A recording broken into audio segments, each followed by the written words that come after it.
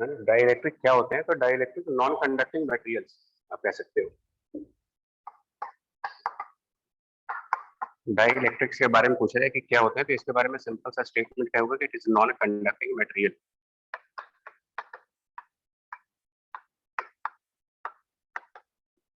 Like आप example ले सकते हो रबर का, ग्लास का, वैक्स का, इस टाइप के मटेरियल्स, उसको आप डाइलेक्ट्रिक बोलोगे। क्या काम करते हैं ये?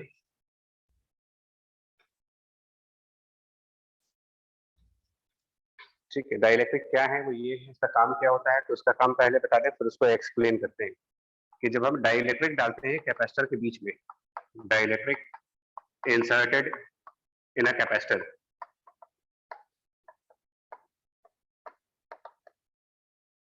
ठीक है, तो इसकी वजह से कहा जाता है मतलब कि जो कैपेसिटेंस है वो इंक्रीज कर जाता है जैसे ही कैपेसिटर के अंदर कोई डाइलेक्ट्रिक डालते हैं। तो एक्सपेरिमेंट ये कहते हैं कि जो कैपेसिटेंस है वो इंक्रीज कर जाता है बाय अ फैक्टर। किसी को आइडिया है क्या होता है? Dielectric constant. Dielectric constant. हाँ, मतलब डाइलेक्ट्रिक क्या है, उनका काम क्या है और ये कैसे करते हैं, ये तीनों बातें। तो क्या है वो, ये नॉन कंडक्टिंग मटेरियल से क्या काम करते हैं, तो वो जब कैपेसिटर के अंदर डाले जाते हैं तो कैपेसिटर की जो कैपेसिटर की कैपेसिटेंस है वो इंक्रीज कर जाती है by a factor of capital K, जिसको के नाम दिया जाता है डाई इलेक्ट्रिक कांस्टेंट का, विच इज डायमेंशनलेस फैक्टर। जो कैपिटल के है इसकी कोई डायमेंशन वगैरह नहीं होती। तो पहला point what is dielectric, second point ये कैपेसिटेंस को क्या चेंज करते हैं। तो जब ये कंप्लीटली, अच्छा यहाँ पर ये मेंशन करना जरूरी है कि डाइलेक्ट्रिक जो इंसर्ट करेंगे वो कंप्लीटली इंसर्ट होना चाहिए,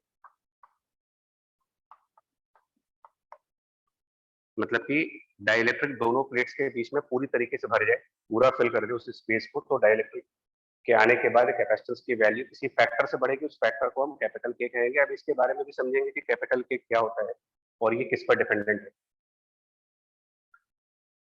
फिलहाल के लिए आपको ये समझना है कि जब भी आपसे कहा जाए कि डाइलेक्ट्रिक इंसर्ट किया गया है तो जो कैपेसिटेंस है उसको आप के टाइम से इंक्रीज कराओगे, लेकिन कंडीशन लगाई गई है कि जो डाइलेक्ट्रिक फिल होना चाहिए वो कैपेसिटेंस के अंदर फुल्ली होना चाहिए। मतलब कि अगर हम सिंपली दो पैरेलल प्लेट्स की बात करें और इनके बीच में फिलहाल वैक्यूम कंसिडर करें, तो ऐसे में जो कैपेसिटेंस हम लोगों ने ऑलरेडी डिराइव किया हुआ है इसका, parallel plate epsilon not D, epsilon not area into epsilon upon D. But यहीं पर अगर इन दोनों प्लेट के बीच में कोई ग्लास का मटेरियल, रबर का मटेरियल या कोई भी ऐसा मटेरियल जो डाइलेक्ट्रिक की कैटेगरी में जाता हो, ऐसा मटेरियल लेकर के आए और दोनों प्लेट्स के बीच में कंप्लीटली फिल करें, मतलब इस पूरे स्पेस को मान लीजिए ग्लास के साथ फिल कर दे, रबर से फिल कर दे, और उसके बाद अगर पूछा जाए कि अब इसकी कैपेसिटेंस क्या बन जाएगी, तो ये जो स्टेटमेंट है, इस स्टेटमेंट के हिसाब से जितना कैपेसिटेंस पहले था उसमें के मल्टीप्लाई कर दीजिए, कैपिटल के मल्टीप्लाई कर दें, तो ये डाइलेक्ट्रिक आने के बाद नया कैपेसिटेंस है जो कि के टाइम से बढ़ेगा इसका। ठीक है, ये भी मैंने सिर्फ रिजल्ट बताया है, ये नहीं बता रहा है कि ऐसा क्यों होता है, बट सिंपली आपका एक रिजल्ट है कि डाइलेक्ट्रिक लाने के बाद कैपेसिटेंस की वैल्यू के टाइम्स बढ़ेगी। मैं फिर से रिपीट करूंगा, डाइलेक्ट्रिक दोनों प्लेट के बीच कंप्लीटली फिल होना चाहिए, राइट यार? Yes sir. राइट, ठीक। डाइलेक्ट्रिक कांस्टेंट की जो वैल्यू होती है वो बता दें पहले। डाइलेक्ट्रिक कांस्टेंट कैपिटल के की जो मिनिमम वैल्यू डिफाइन की गई है वो 1 डिफाइन की गई है, मिनिमम वैल्यू 1, और ये मिनिमम वैल्यू 1 डिफाइन की जाती है वैक्यूम के लिए, और प्रैक्टिकल पर्पजेस में आप इसको एयर के लिए भी 1 मानते हैं। न्यूमेरिकल्स करते वक्त एयर के लिए भी हम डाइलेक्ट्रिक कांस्टेंट को 1 मान लेंगे। और इसकी जो मैक्सिमम वैल्यू डिफाइन की गई है वो इनफाइनाइट डिफाइन की गई है, बट वो डिफाइन की गई है फॉर मेटल्स, यानी कि कंडक्टिंग बॉडीज के लिए इनफाइनाइट, यानी कि कैपिटल के हमेशा 1 से बड़ी वैल्यू होगी, मिनिमम 1, मैक्सिमम इनफाइनाइट, कोई डायमेंशन नहीं, कोई यूनिट नहीं। ठीक है? Yes sir. Yes sir. Okay. और तीसरा, डाइलेक्ट्रिक से हमारे को 3 बेनिफिट्स मिलते हैं। अब इसके बाद इनकी एक्सप्लेनेशन स्टार्ट कर देंगे, तो वो आप पहले नोट्स कंप्लीट करो। तो 3 benefits of dielectric. Number one, three benefits of dielectric. Number one, capacitance. It increases the capacitance. मैं लिख नहीं रहा, बोल रहा हूँ, आपको लिख लो अपने। What are the three benefits of the dielectric? Number one, it increases the capacitance. Number two, it increases the maximum operating voltage of capacitance. It increases maximum operating voltage of the capacitor. ये भी समझाते हैं कैसे होगा ये। और तीसरा point, it gives mechanical support. It gives mechanical support to the capacitor.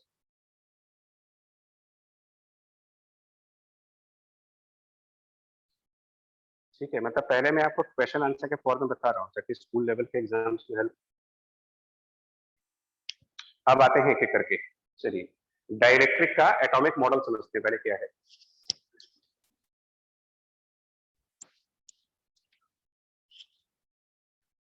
ठीक है, वो देखो आप, एटॉमिक मॉडल डाइलेक्ट्रिक। देखिए, डाइलेक्ट्रिक्स बेसिकली अगर हम थोड़ा सा केमिस्ट्री के अंदर अब एंटर करें तो डाइलेक्ट्रिक का मतलब होता है ऐसे मटेरियल्स जिनके अंदर कुछ पोलर मॉलिक्यूल्स एग्जिस्ट करें। कुछ बताओगे ऐसे कौन कौन से मॉलिक्यूल्स होते हैं केमिस्ट्री में जिसमें पोलर मॉलिक्यूल जिसको कहा जाता है? वाटर NH3 को ले सकते हैं, NH3 ले सकते हैं, HCl ले सकते हैं, NH3 ले सकते हैं। और पोलर मॉलिक्यूल्स का मतलब ये होता है कि ये मॉलिक्यूल अपने आप में एक डाइपोल की तरीके से काम करते हैं। जैसे कि आप HCl की अगर बात करते हो तो ये एक डाइपोल ही बनता है इलेक्ट्रोनेगेटिविटी डिफरेंस की वजह से। हम कहते हैं कि क्लोरीन पर एक पार्शियल नेगेटिव चार्ज एग्जिस्ट करता है और हाइड्रोजन के ऊपर पार्शियल पॉजिटिव चार्ज एग्जिस्ट करता है। तो ये अपने आप में एक तरीके का काइंड ऑफ डाइपोल है। यानी आप ये भी कह सकते हो कि डाइलेक्ट्रिक का मतलब ऐसे मटेरियल्स जिनके अंदर डाइपोल्स एग्जिस्ट करते हैं। ठीक, और हम लोगों ने डाइपोल की थ्योरी पहले पढ़ी हुई है। डाइपोल के थ्योरी में दो बातें हम लोगों ने पहले ऑलरेडी कर चुके हैं। वो ये कि जब किसी भी डाइपोल को आप एक इलेक्ट्रिक फील्ड के अंदर लाते हो, मतलब अगर एक यूनिफॉर्म इलेक्ट्रिक फील्ड हो और उसके अंदर हम डाइलेक्ट्रिक को लेकर के सॉरी डाइपोल को लेकर के जाएं, इलेक्ट्रिक फील्ड के अलोंग खुद को अलाइन कर ले, फिर मैं लाइन हाँ, दो तीन बेसिक बातें पुरानी हैं वो याद करो। अगर आप किसी डाइपोल को इलेक्ट्रिक फील्ड के अंदर प्लेस करते हो तो उसके कंसीक्वेंसेस क्या क्या हैं? डाइपोल को इलेक्ट्रिक फील्ड में लाने के कंसीक्वेंसेस, पहला कंसीक्वेंस ये होता है, एक मिनट, पहला कंसीक्वेंस क्या है, इसके ऊपर कोई नेट फोर्स आएगी अगर इलेक्ट्रिक फील्ड यूनिफॉर्म नेचर की है? No sir. लेकिन टॉर्क जनरेट होता है जिसको हम कहते हैं capital P into E multiplied by sine of theta, जिसमें थीटा डाइपोल और इलेक्ट्रिक फील्ड के बीच का एंगल हुआ। और तीसरा एक और स्टेटमेंट याद करेंगे, इसकी एक पोटेंशियल एनर्जी बन जाती है जिस पोटेंशियल एनर्जी को डिफाइन किया जा चुका है minus PE multiplied by cos theta. ठीक है, ये जल्दी से रिवीजन कर ले, पहले का टॉपिक है। और एक और बात हम लोगों ने ये बताया था कि जब डाइपोल पे ये टॉर्क लगता है तो इस टॉर्क की जो टेंडेंसी होती है, टॉर्क इस तरीके से लगता है कि वो डाइपोल को इलेक्ट्रिक फील्ड की डायरेक्शन में अलाइन कराता है। हाँ, इलेक्ट्रिक मतलब डाइपोल को इलेक्ट्रिक फील्ड में अगर आप किसी एंगल पर रखोगे तो इलेक्ट्रिक फील्ड की वजह से जो टॉर्क लगेगा वो टॉर्क डाइपोल को रोटेट कर देगा और ये डाइपोल इलेक्ट्रिक फील्ड के बिल्कुल पैरेलल आ जाएगा ताकि इसकी पोटेंशियल एनर्जी मिनिमम हो जाए और ये एक स्टेबल इक्विलिब्रियम कंडीशन पे आ जाए। ठीक है, ये सब पुरानी चीजें याद है? यस ठीक, अब देखिए क्या होता है, हमारे पास अगर कोई मटेरियल है मान ले और वो मटेरियल सपोज एक स्लैब के फॉर्म में है, कोई डाइलेक्ट्रिक मटेरियल एक स्लैब के फॉर्म में है और हम कह रहे हैं डाइलेक्ट्रिक के अंदर हमारे कुछ पोलर मॉलिक्यूल्स, मैं एग्जांपल के लिए HCl का एग्जांपल चूज करता हूं यहाँ पर। तो अगर हमारा डाइलेक्ट्रिक स्लैब एग्जिस्ट कर रहा है और यहाँ पर कोई इलेक्ट्रिक फील्ड नहीं है, मतलब एक्सटर्नली कोई इलेक्ट्रिक फील्ड एग्जिस्ट नहीं कर रही है, यहाँ पर जीरो इलेक्ट्रिक फील्ड एक्सटर्नल, तो ऐसा कहा जाता है कि जो डाइपोल्स होते हैं उनका ओरिएंटेशन बिल्कुल रैंडम तरीके से होगा। मतलब जो मॉलिक्यूल्स स्लैब के अंदर होंगे उनकी ओरिएंटेशन कोई सिस्टमैटिक मैनर में नहीं होती, जिसका जहां मन कर रहा है वो उस तरीके से ओरिएंटेड है। मतलब हो सकता है कि एक मॉलिक्यूल की ओरिएंटेशन हॉरिजॉन्टल हो, दूसरे मॉलिक्यूल की ओरिएंटेशन वर्टिकल हो तीसरे मॉलिक्यूल की ओरिएंटेशन किसी एंगल पर हो। ये सब रैंडमली ओरिएंटेड मॉलिक्यूल्स होते हैं। ऐसा कहा जाता है जब इलेक्ट्रिक फील्ड जीरो होती है आउटसाइड वाली, तो मटेरियल के अंदर जितने भी हमारे मॉलिक्यूल हैं वो रैंडम डायरेक्शंस के अंदर फैले होते हैं। ऐसे में अगर आपसे ये कहा जाए कि अच्छा इसमें हर एक मॉलिक्यूल का अपना डाइपोल मोमेंट होगा जो कि नेगेटिव से पॉजिटिव चार्ज की तरफ एग्जिस्ट करता है फिजिक्स के पॉइंट से, केमिस्ट्री पॉइंट से नहीं। फिजिक्स पॉइंट में जाओगे तो डाइपोल मोमेंट की डायरेक्शन हम लोग डिफाइन करते हैं from the negative charge towards positive charge. यानी कि इसके अंदर एक डाइपोल एग्जिस्ट कर रहा है जो Cl से H की तरफ होगा, इसके अंदर एक डाइपोल एग्जिस्ट कर रहा है Cl से H की तरफ, इसके अंदर एक डाइपोल एग्जिस्ट कर रहा है Cl से H की तरफ।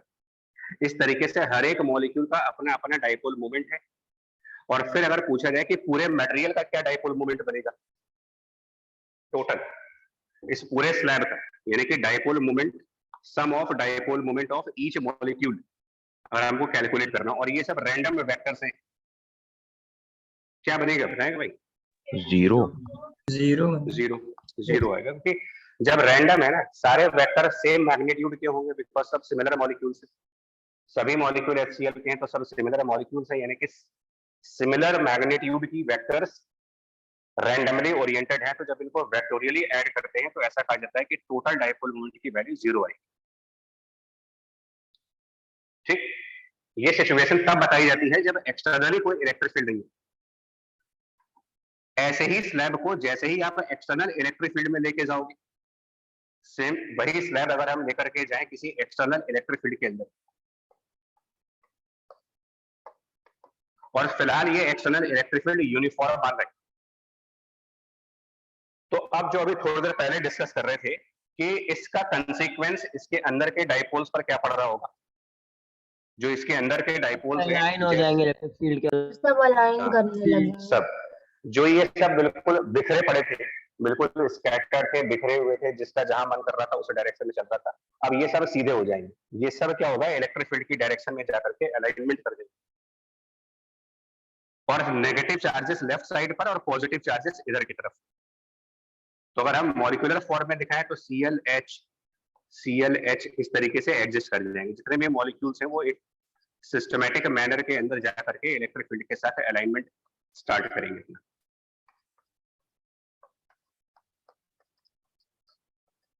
इस तरीके से। और जब ये चीज हो जाएगी इलेक्ट्रिक फील्ड के टॉर्क की वजह से, जब ये सारे डाइपोल्स इलेक्ट्रिक फील्ड की डायरेक्शन में अपने आप को अलाइनमेंट कर चुके हैं, उसके बाद Cl पर माइनस चार्ज है, H पर पॉजिटिव चार्ज, फिर Cl पर माइनस चार्ज, H पर पॉजिटिव चार्ज, Cl पर माइनस पॉजिटिव, इस तरीके से दिखाओगे आप।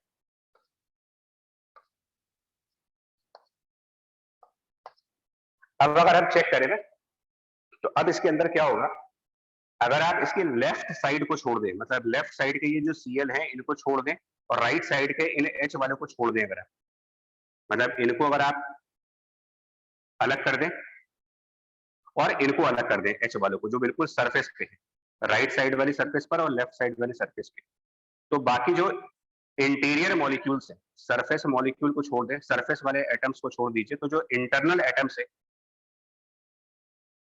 वहां का प्लस और माइनस ऑलमोस्ट सेम प्लेस पर जाकर के एक दूसरे को न्यूट्रलाइज कर देते हैं।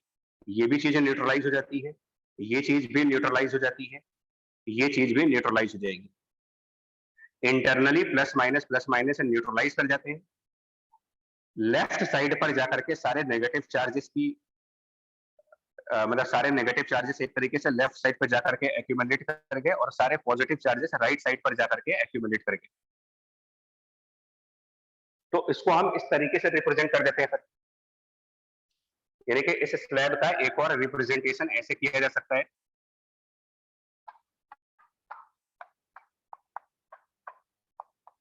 एक्सटर्नल इलेक्ट्रिक फील्ड, और उसके बाद हम कह सकते हैं कि जो हमारा पूरा ये स्लैब है उसकी लेफ्ट साइड एक तरीके से नेगेटिवली चार्जेस के साथ एक्यूमुलेटेड है, और राइट साइड वाली जो सरफेस है उसके ऊपर पॉजिटिव चार्जेस का एक्यूमुलेशन है, और बीच वाला स्पेस और न्यूट्रल, तो बीच वाले स्पेस में ये प्लस माइनस एक साथ मिल करके कैंसिल आउट कर जाएगी। अब इसको कहा जाता है कि हमारा डाइइलेक्ट्रिक पोलराइज हो चुका है यहाँ पर।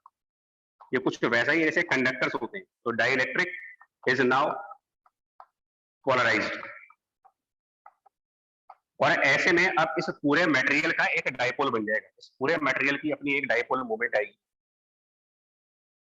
पूरे मटेरियल के राइट साइड की सरफेस पर पॉजिटिव चार्जेस और पूरे मटेरियल की लेफ्ट साइड के सरफेस पर नेगेटिव चार्जेस। इसका मतलब इस पूरे मटेरियल के अंदर माइनस से प्लस की तरफ, माइनस टू प्लस एक डाइपोल मूवमेंट इस पूरी मटेरियल का जनरेट होगी।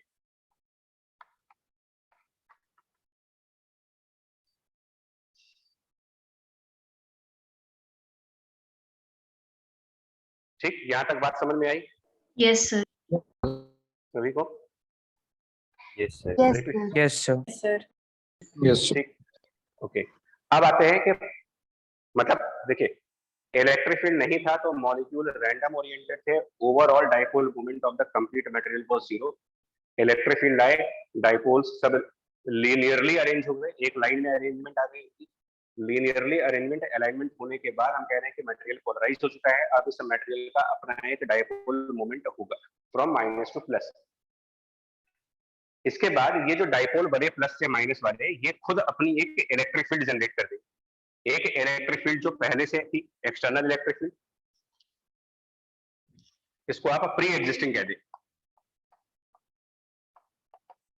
और इस प्री एग्जिस्टिंग इलेक्ट्रिक फील्ड के बाद जब अलाइनमेंट हो चुकी है, उसके बाद अलाइनमेंट होने के बाद ये प्लस और माइनस मिल करके मटेरियल के अंदर, इनसाइड मटेरियल, प्लस से माइनस की तरफ अपनी खुद की एक इलेक्ट्रिक फील्ड जनरेट करेंगे। That is E of the material now. दिख रहा है यहाँ पर है ये चीज, मतलब रीड Yes. कर पा रहे हैं? Yes Yes, sir. Yes. ठीक, ओके। तो मटेरियल के पोलराइज होने के बाद मटेरियल ने भी अपनी एक इलेक्ट्रिक फील्ड जनरेट करना स्टार्ट कर दिया, पॉजिटिव से नेगेटिव की तरफ।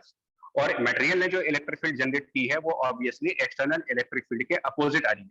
जितना बाहर इलेक्ट्रिक फील्ड था उसके अगेंस्ट में मटेरियल ने इलेक्ट्रिक फील्ड प्रोड्यूस की। Yes, sir.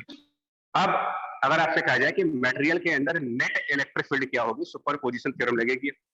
एक इलेक्ट्रिक फील्ड जो एक्सटर्नल एग्जिस्ट कर रही थी पहले से ही, और इसके कंसीक्वेंस की वजह से जब ये पोलराइज हुए तो पोलराइज्ड मटेरियल ने खुद की एक इलेक्ट्रिक फील्ड जनरेट की against external electric field. Now the net electric field will B external electric field minus जो ये मटेरियल ने electric field produce.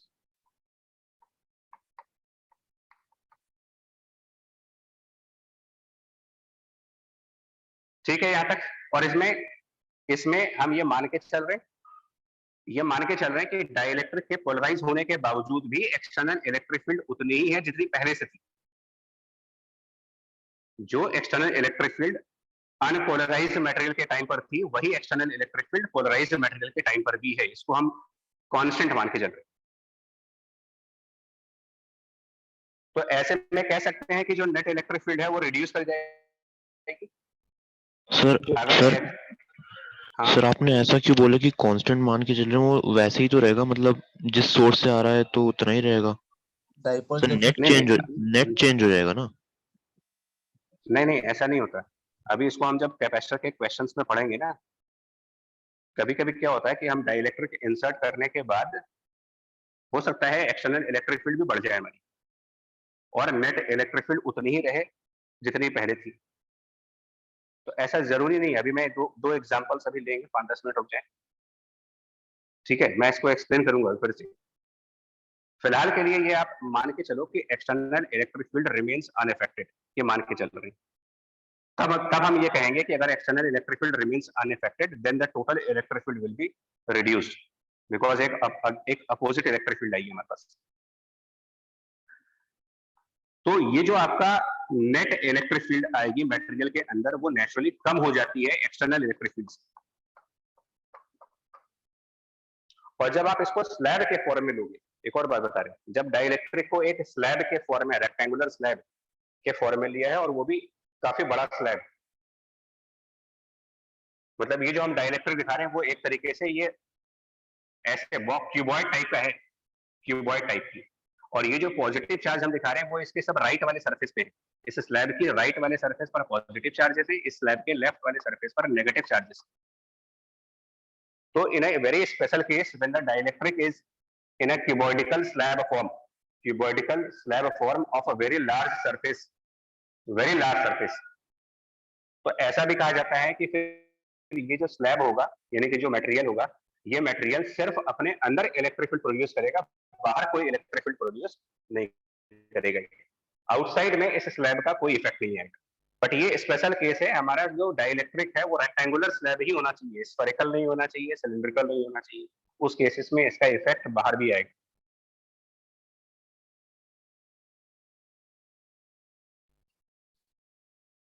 Only in a very special case when the dielectric slab has a geometry of a cuboid, it is a very large slab, surfaces are very large। कौन सी surfaces? जिन surfaces पर positive negative charge accumulate हुए हैं वो बहुत बड़ी surfaces है। उस case में स्लैब का इफेक्ट अंदर तो आएगा, बाहर नहीं आएगा। मतलब इन पोलराइज्ड चार्जेस की वजह से आउटसाइड कोई इलेक्ट्रिक फील्ड जनरेट नहीं होगा। तो जो नेट इलेक्ट्रिक फील्ड है वो रिड्यूस कर जाती है एक्सटर्नल इलेक्ट्रिक फील्ड से, और यहाँ पर हम डिफाइन करते हैं एक्सटर्नल इलेक्ट्रिक फील्ड और नेट इलेक्ट्रिक फील्ड का जो रेशियो बनेगा, external electric field to the net electric field, यही रेशियो डिफाइन किया जाता है as a dielectric constant capital K. ये actual definition of dielectric constant, it is the ratio of the external electric field to the net electric field. और क्योंकि net electric field external electric field से कम है, denominator less है, numerator ज्यादा है, और इसी वजह से कहा जाता है कि कैपिटल के की वैल्यू 1 से ज्यादा ही आएगी as per the definition part. और यही चीज अगर कंडक्टर होती है, आप इमेजिन करें अगर यही कंडक्टर होता तो नोटिस करिए कंडक्टर के अंदर नेट इलेक्ट्रिक फील्ड की वैल्यू कितनी होती है इनसाइड कंडक्टर? इनसाइड 0। तो डिनोमिनेटर, हाँ, मतलब अगर ये कंडक्टिंग स्लैब होता तो अंदर नेट इलेक्ट्रिक फील्ड 0 होती, डिनोमिनेटर 0 होता। इसीलिए कह रहे थे कि के की वैल्यू मेटल्स के केसेस में इनफाइनाइट बन जाएगी। सर ये तो कंडक्टर की प्रॉपर्टी होती है ना कि एक्सटर्नल इलेक्ट्रिक फील्ड में रखेंगे तो उसके अंदर नेट इलेक्ट्रिक फील्ड 0 बनेगी। बिल्कुल बिल्कुल। एक्चुअली एक मिनट, डिग्री ऑफ पोलराइजेशन मतलब कि कितने अमाउंट से वो पोलराइज हो रहा है, कितना ज्यादा चार्ज आ रहा है यहाँ पर, कितना चार्ज आ रहा है। स्ट्रेंथ ऑफ पोलराइजेशन वो मटेरियल पे डिपेंडेंट क्वांटिटी। रबर के अंदर पोलराइजेशन हो सकता है कम है, कॉपर के अंदर पोलराइजेशन इतना ज्यादा हो जाता है कि जो मटेरियल इलेक्ट्रिक फील्ड प्रोड्यूस करता है वो एक्सटर्नल इलेक्ट्रिक फील्ड को कंप्लीटली कैंसिल कर देते हैं। वो मेटल्स के नाम पे पढ़ते हो आप। Yes sir. ठीक, ये डेफिनेशन ध्यान रखिएगा, external electric field to the net electric field का रेशियो कैपिटल की।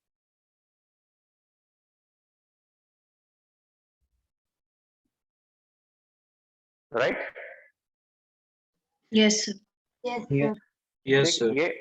ये एटॉमिक मॉडल है डाइलेक्ट्रिक को समझने का। एटॉमिक मॉडल बोलते हैं इसको कि डाइलेक्ट्रिक में एटम्स के बेस पर उसको किस तरीके से समझाया जा सकता है।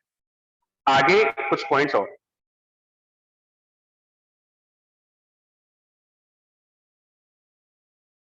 सर पूछो। सर नेटवर्क डिस्कनेक्ट हो गया सर। तो डाइलेक्ट्रिक डेफिनेशन बता दीजिए सर, एक्सटर्नल फील्ड और नेट फील्ड की बेसिस। नहीं, ये डाइलेक्ट्रिक कांस्टेंट की डेफिनेशन दे रहा हूं। ये सर वही सर, डाइलेक्ट्रिक कांस्टेंट यही बोल सकते हैं। It is simply the ratio of external electric field to the net electric field inside the material. External electric field to the net electric field inside this dielectric. ये definition है इसकी। Outside अभी भी ई external रहेगा ना? हाँ, slab फिर बोल रहा हूँ, लेकिन यार अगर डाइलेक्ट्रिक की ज्योमेट्रिकल शेप कुछ और है, स्फेरिकल सिलिंड्रिकल कुछ और है, तो उस डाइलेक्ट्रिक के पोलराइजेशन का इफेक्ट आउटसाइड भी आएगा। ये सर वही कह रहे हैं, स्लैब के लिए कह रहे हैं। हाँ, स्लैब के केस में आउटसाइड नहीं आएगा कोई इफेक्ट। तो लेकिन इनफाइनाइट होना चाहिए। हाँ, लार्ज स्लैब, इनफाइनाइट स्लैब होना चाहिए।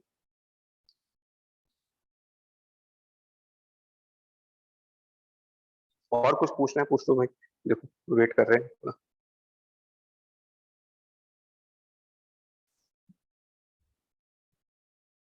ये सब बाकी है। ठीक, अब देखो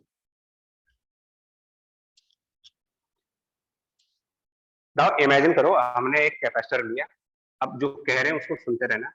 हम लोगों ने एक कैपेसिटर यूज किया जिसके दोनों प्लेट्स के बीच में वैक्यूम था, और इसको हम लोगों ने एक बैटरी से कनेक्ट किया जिस बैटरी का कुछ पोटेंशियल डिफरेंस सपोज V0 है, और इसको चार्ज कर दिया, यानी कि इस कैपेसिटर के ऊपर प्लस क्यू और माइनस क्यू के चार्जेस डेवलप हो गए। ये हम कैलकुलेट कर सकते हैं कि चार्ज कितना आएगा। अगर बैटरी का पोटेंशियल डिफरेंस V0 है तो V0 मल्टीप्लाइड बाय जो इसकी कैपेसिटेंस आएगी, और कैपेसिटेंस लिखा जा सकता है area into epsilon not divided by D. ठीक है, इसमें इतना समझ पा रहा? Yes sir. Yes sir. ठीक, अब जरा इमेजिन करो आप, हमने क्या किया, इस बैटरी को डिस्कनेक्ट कर दिया, यहां से बैटरी डिस्कनेक्ट कर दी, और बैटरी को डिस्कनेक्ट करने के बाद अब हमने इन दोनों प्लेट्स के बीच में एक डाइलेक्ट्रिक इंसर्ट की।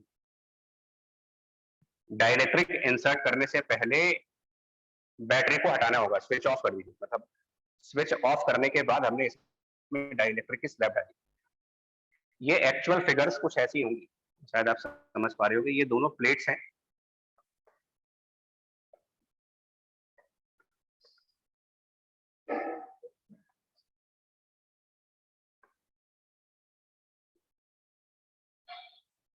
ठीक, मतलब ये हमारा वो प्लेट है जिस पर प्लस क्यू का चार्ज था, ये वो प्लेट है जिस पर माइनस क्यू का चार्ज था। अब हम क्या करने जा रहे हैं, इनके अंदर, इन दोनों प्लेट्स के बीच में सिमिलर ज्योमेट्री का, सेम साइज का, सिमिलर साइज का एक रेक्टेंगुलर ग्लास स्लैब या रेक्टेंगुलर रबर स्लैब या किसी भी ऐसे मटेरियल की स्लैब को इंसर्ट करिए जो डाइलेक्ट्रिक हो।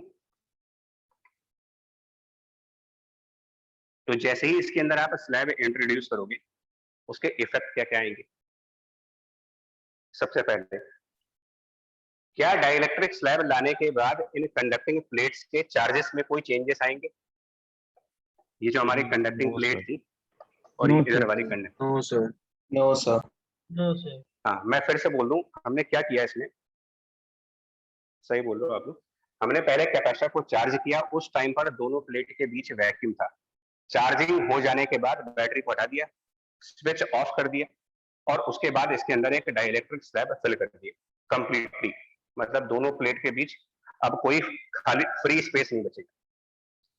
क्या होगा इसका इफेक्ट? हाँ सर, स्विच ऑफ करने से क्या होगा? मतलब नहीं करेंगे तो क्या फर्क पड़ेगा? फर्क पड़ता है ना, बता रहे, वो भी केस अभी डिस्कस कर रहे हैं। 10 मिनट में आपको सब खत्म हो जाएगा। पहली बात, क्योंकि बैटरी हटा चुके हो आप, और बैटरी ही वो डिवाइस होती है जो एक कंडक्टर से दूसरे कंडक्टर में ट्रांसफर ऑफ चार्ज करती है।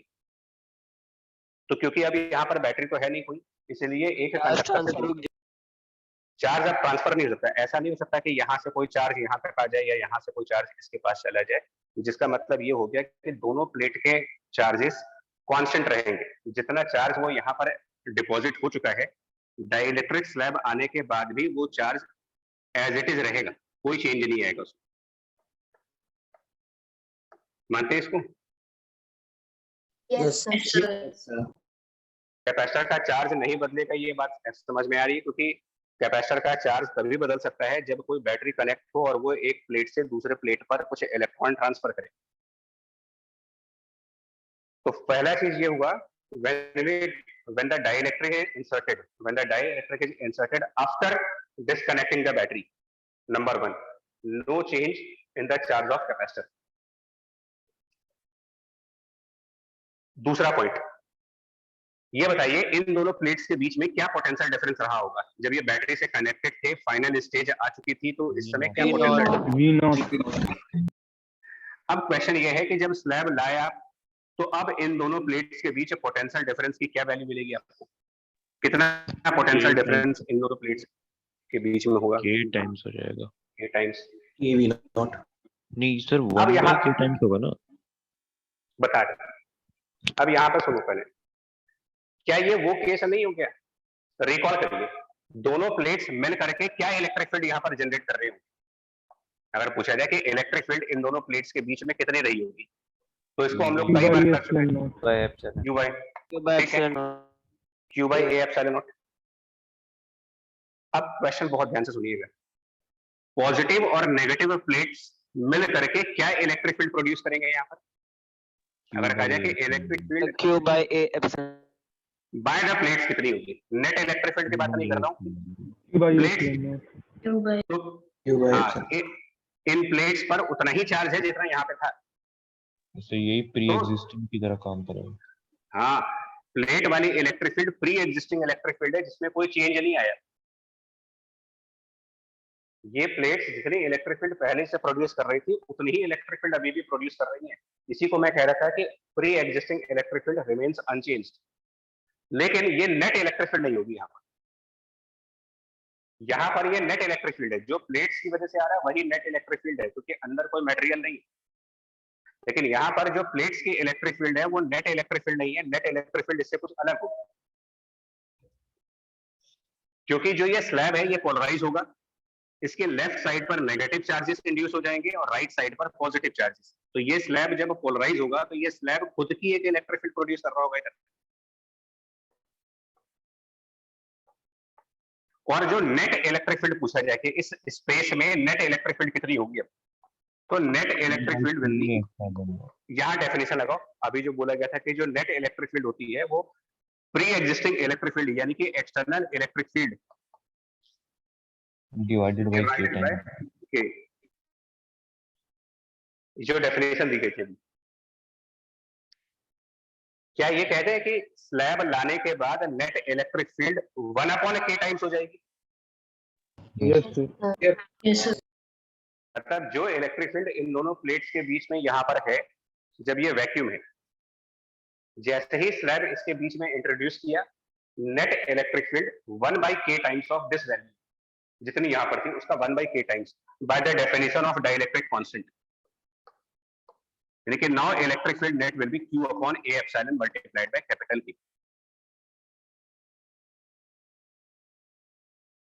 और क्योंकि नेट इलेक्ट्रिक फील्ड रिड्यूस हुई है, पोटेंशियल डिफरेंस का जो कांसेप्ट कहता है वो ये कहता है कि potential difference between the 2 points is actually integral of the electric field between the point 1 and 2। तो जब आपका net electric field 1/k times हो जाएगा तो उसके करस्पॉन्डिंग जो पोटेंशियल डिफरेंस इन दोनों प्लेट्स के बीच में बनेगा, ऑब्वियसली वो भी आपका 1/k होगा। इसका मतलब नया पोटेंशियल डिफरेंस यहाँ पर पहले वाले पोटेंशियल डिफरेंस को डिवाइडेड बाय k कर दीजिए। हाँ जी बच्चे, यहाँ पे उस जो k है उसको इस तरह आपने यूनिफॉर्म माना है ना, मतलब हाँ ये सारा कैसे यूनिफॉर्म में मान रहे हैं, सब कुछ कांस्टेंट मान रहे हैं, यूनिफॉर्म बेसिस पे डिस्कस कर रहे हैं। बोलो यहाँ तक। Yes, sir. Yes. इसका मतलब now the potential difference between these two plates is V0/k, और चार्ज कितना इनके ऊपर है, Q, और यहाँ पर चार्ज Q था, पोटेंशियल डिफरेंस V थी। डेफिनेशन ऑफ कैपेसिटेंस क्या कहती है? डेफिनेशन ऑफ कैपेसिटेंस कहती है it is the ratio of charge on the conductors to the potential difference. ये डेफिनेशन ऑफ कैपेसिटेंस है। वो डेफिनेशन यहाँ लगाइए। कैपेसिटेंस क्या होगी यहाँ पर इस केस में? स्लैब आने के बाद अगर कैपेसिटेंस करें, charge on the conductors is Q, what is the potential difference between these two conductors now? तो potential difference between these two V0/k, ये K ऊपर चला गया, और ये Q/V0 क्या पहले वाला कैपेसिटेंस नहीं है? Yes, Yes, sir. sir. Not तो यहाँ वाला कैपेसिटेंस था, यानी कि अब जो कैपेसिटेंस है वो प्रीवियस कैपेसिटेंस से कितने टाइम से ज्यादा आ रही है?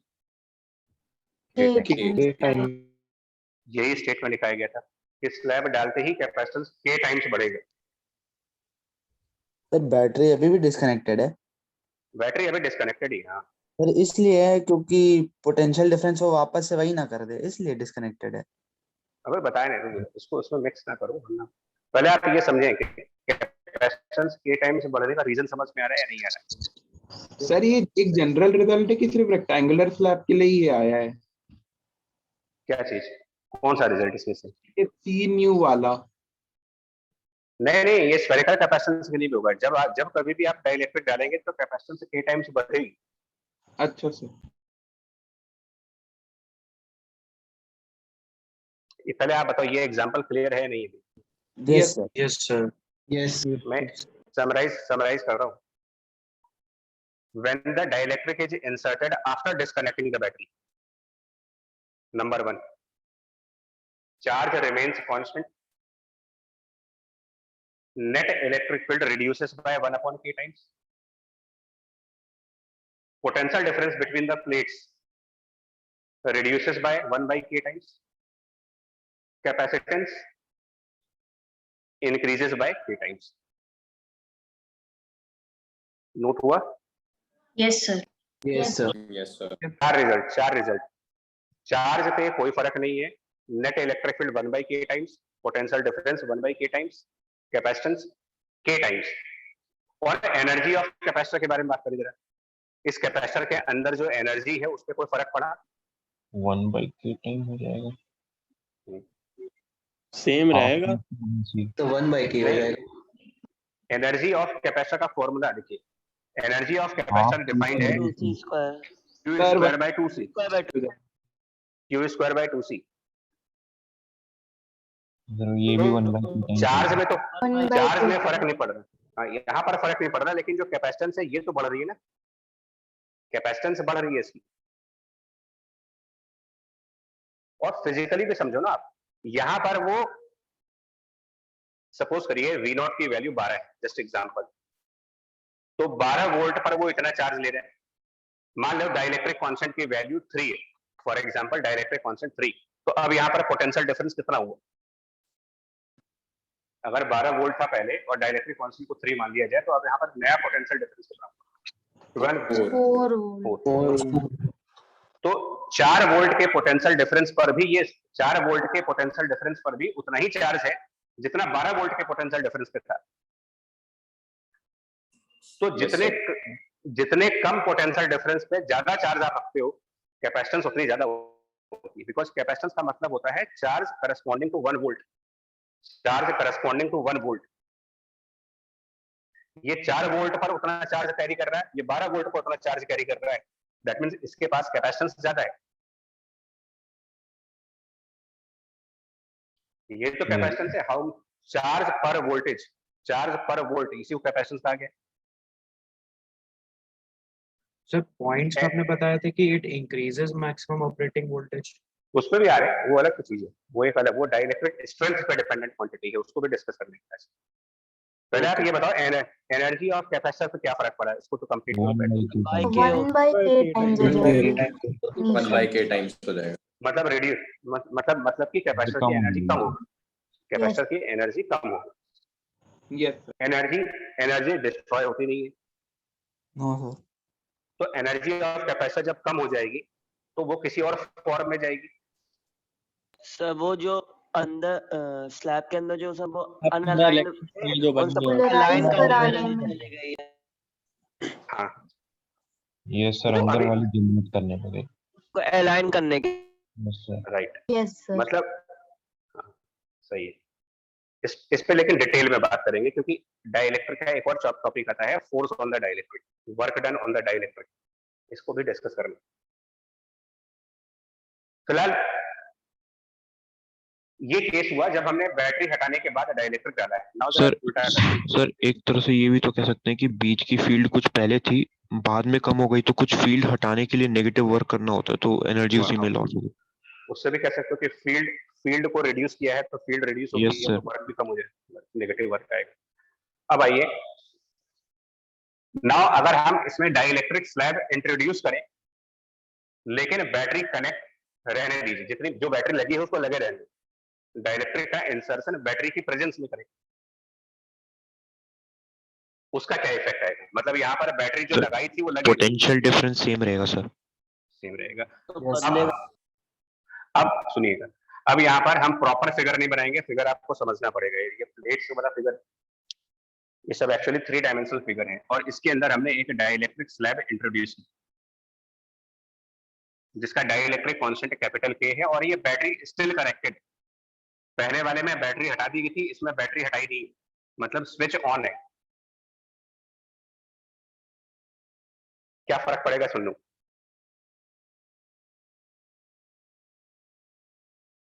बैटरी कनेक्टेड है, और इलेक्ट्रोस्टैटिक कंडीशंस के अंदर कंडक्टिंग प्लेट, वायर और टर्मिनल सब सेम पोटेंशियल पे आएंगे।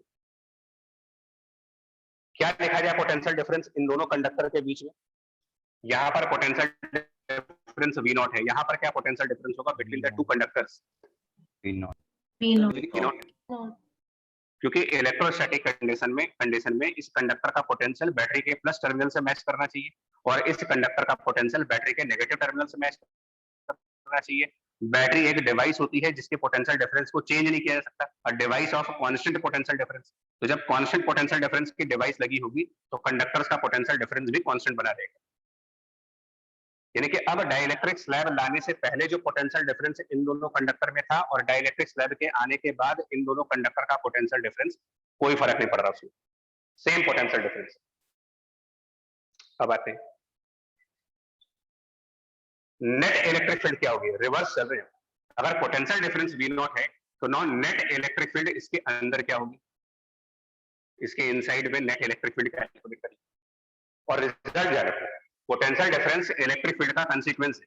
Potential difference V1 minus V2, बार-बार इसको रिपीट करेंगे, integral of EDR about not what Q upon A epsilon naught. इसका मतलब जब सेम पोटेंशियल डिफरेंस है, same potential difference between the two conductors है, तो इसका मतलब नेट इलेक्ट्रिक फील्ड यहाँ पर और नेट इलेक्ट्रिक फील्ड यहाँ पर सेम होनी चाहिए। Yes, sir. Yes sir. Yes. भाई नेट इलेक्ट्रिक फील्ड सेम होगी तभी तो आपको सेम पोटेंशियल डिफरेंस मिलेगा। जी सर। Yes, sir. तो इसका मतलब यहाँ पर नेट इलेक्ट्रिक फील्ड यहाँ वाले से मैच करना चाहिए। यहाँ पर नेट इलेक्ट्रिक फील्ड है Q upon A epsilon not, यहाँ पर भी नेट इलेक्ट्रिक फील्ड उतना ही होगा। So the net electric field will be Q divided by A epsilon 0. इसका मतलब ये जो प्लेट्स होंगी, नेचुरल सी बात है कि जो प्लेट्स इलेक्ट्रिक फील्ड जनरेट करेंगे वो इससे ज्यादा जनरेट कर रहे होंगे।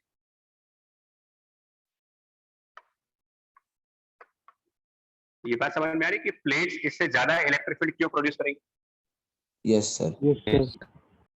क्योंकि हमारा डाइलेक्ट्रिक स्लैब पोलराइज्ड है, इधर नेगेटिव चार्ज पोलराइज्ड है, इधर पॉजिटिव, तो हमको पता है कि डाइलेक्ट्रिक भी एक इलेक्ट्रिक फील्ड बना रहा है। नेट इलेक्ट्रिक फील्ड अगर Q upon A epsilon not है तो प्लेट वाली इलेक्ट्रिक फील्ड इससे ज्यादा होगी।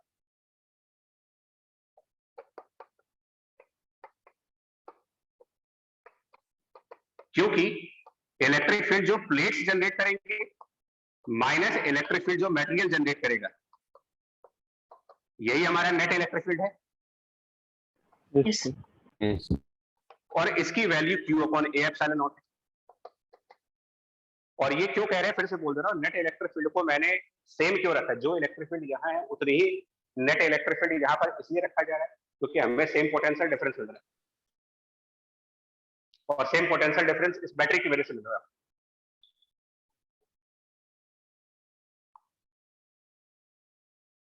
तो क्या प्लेट्स पर अभी भी Q चार्ज होगा?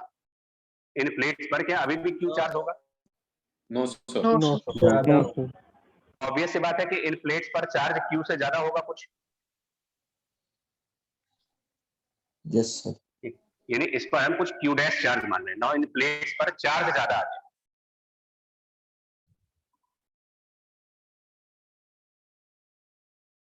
ठीक है ये point? Yes. Sir sign same ही माने दोनों का, कैसे बच्चे? दोनों प्लेट्स पे सर साइन भी सेम ही माने। नहीं नहीं, वो तो यार क्या बात कर, एक प्लस माइनस तो होगा ही, वो सिर्फ अमाउंट की बात कर रहे हैं।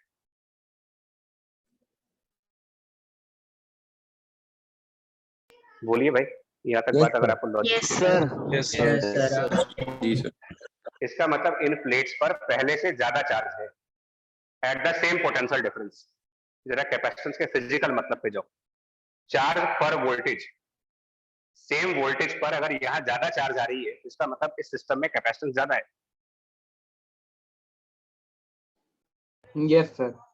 Yes, sir. ठीक, और इसके अंदर अगर आप डाइलेक्ट्रिक कांस्टेंट की डेफिनेशन यूज करें तो डाइलेक्ट्रिक कांस्टेंट कहता है it is the external electric field divided by the net electric field. ये बताइए इस केस में एक्सटर्नल इलेक्ट्रिक फील्ड कौन सी है? यहाँ पर external electric field Q dash by Q dash upon A. जो ये प्लेट्स जनरेट करेंगे, और प्लेट्स जो इलेक्ट्रिक फील्ड जनरेट करेंगे वो जनरेट करेंगे Q dash divided by A epsilon. और net electric field is Q upon A epsilon.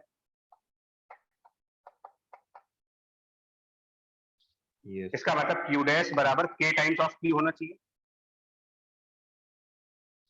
Yes, sir. यानी इसके ऊपर चार्ज पहले से K टाइम से ज्यादा हो गया। Yes, sir. or by definition of capacitance, by the definition of capacitance, it is the ratio of charge to the potential difference. So it should be Q dash upon V naught. That is K into Q upon V naught. Or Q upon V naught was previous capacitance. यानी again capacitance K times ज्यादा हो.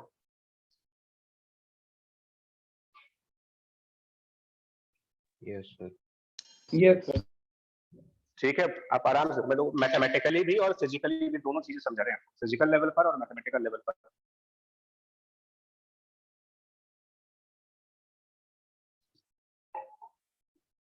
इसका मतलब एक चीज तो common आ गई कि आप डाइलेक्ट्रिक को इंसर्ट करिए, बैटरी कनेक्टेड है या नहीं है, एक कॉमन रिजल्ट दोनों में, कैपेसिटेंस के टाइम्स बढ़ रही है. क्लियर हुआ ये चीज? दोनों में सेम रिजल्ट आया है. Battery Yes, sir. तो इसको जनरलाइज कर दिया, इसीलिए इसको थ्योरी में पहले ऐड लिखा था मैंने कि जब भी आप डाइलेक्ट्रिक डालोगे, कंडीशंस कुछ भी हो, बैटरी लगी है नहीं लगी है फर्क नहीं पड़ रहा है, डाइलेक्ट्रिक आया है तो कैपेसिटेंस ए टाइम्स बढ़ेगी बढ़ेगी. उसका रीजन कुछ और हो सकता है. यहाँ पर रीजन क्या है कि सेम पोटेंशियल डिफरेंस पर ज्यादा चार्ज आ गया इसलिए कैपेसिटेंस ज्यादा हो गई, और इसके पहले वाले में क्या था, same charge was at the lower potential difference इसलिए उसकी कैपेसिटेंस ज्यादा थी.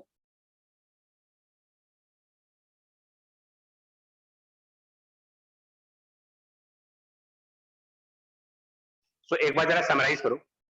When the battery remains connected, and then the dielectric is inserted. क्या क्या हुआ था result? Battery remains connected and the dielectric is inserted. Effect पहला, capacitance increases by K. First result. Second result, potential difference between the conducting plates remains same. Remains same. Remains same. Charge on the plates K times. increases by K times. Net electric field between the plates Remains same. remains electric field Remains. remains same. Net electric field remains same. Energy of capacitor K times. Increase हो जाएगी K time से. K time decrease हो जाएगी. Sir के square times नहीं होगी?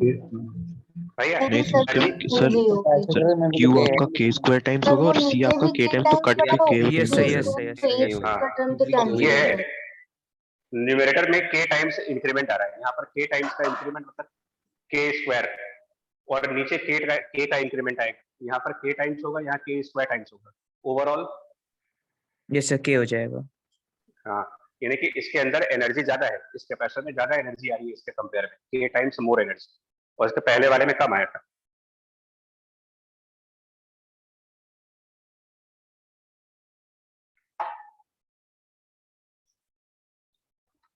Sir अब यहाँ पे मतलब इलेक्ट्रिक फील्ड वाला आर्गुमेंट नहीं दे सकते कि कैसा आर्गुमेंट? एक्स्ट्रा बनाई है या फिर एक्स्ट्रा घटाई है, ऐसा एनर्जी यहाँ पर एक नहीं, वो लॉजिक है ही नहीं एक्चुअली, इसलिए उसको होल्ड कर दिया है. ये जो एनर्जी का कम होना या ज्यादा होना है, इसका रीजन कुछ और है. जी सर. वो बताएंगे, लेकिन एक बात देखिए, इस एग्जांपल में डाइलेक्ट्रिक लाने के बाद एक्सटर्नल इलेक्ट्रिक फील्ड पर कोई फर्क पड़ रहा है आपका? मैं फिर से रिपीट कर दूं, नेट इलेक्ट्रिक फील्ड में कोई फर्क, अरे नेट इलेक्ट्रिक फील्ड में फर्क नहीं पड़ा है, एक्सटर्नल इलेक्ट्रिक फील्ड यानी प्लेट्स की इलेक्ट्रिक फील्ड वो इंक्रीज हो गई है. इंक्रीज हो रही सर. K टाइम्स हो जाएगा. इसीलिए जब पीछे समझा रहे थे तो हमने ये कंडीशन डाली थी कि हम डाइलेक्ट्रिक लाने के बाद एक्सटर्नल इलेक्ट्रिक फील्ड को अनचेंज मान रहे थे. यानी ऐसा हो सकता है ना कि जब आप डाइलेक्ट्रिक को इंट्रोड्यूस करें तो आपका पहले से एग्जिस्ट करने वाली एक्सटर्नल इलेक्ट्रिक फील्ड चेंज कर जाए. Yes, sir. ठीक, ये क्वेश्चन थोड़े कंफ्यूजिंग होते हैं, इसके बहुत इन दोनों केसेस को बार बार रिवाइज करिए. Insertion of dielectric in the absence of a battery and insertion of dielectric in the presence of battery. One common result is that capacitance will increase by K times. ये common result है.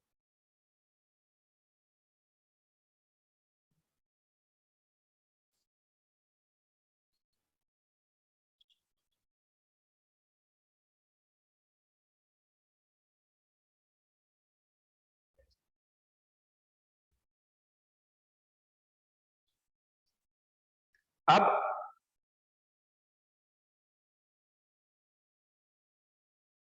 उसमें कुछ पूछना है तो पूछ लो यार, मैं थोड़ा सा टाइम दे रहे हैं क्योंकि इसमें हमने देखा है स्टूडेंट्स कंफ्यूज बहुत होते हैं।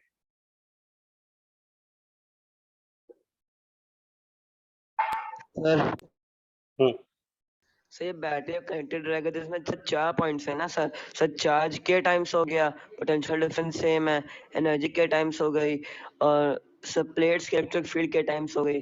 सर इसके अलावा भी कुछ था? नेट इलेक्ट्रिक फील्ड सेम रही। हाँ सर वो भी। नेट इलेक्ट्रिक फील्ड सेम रही।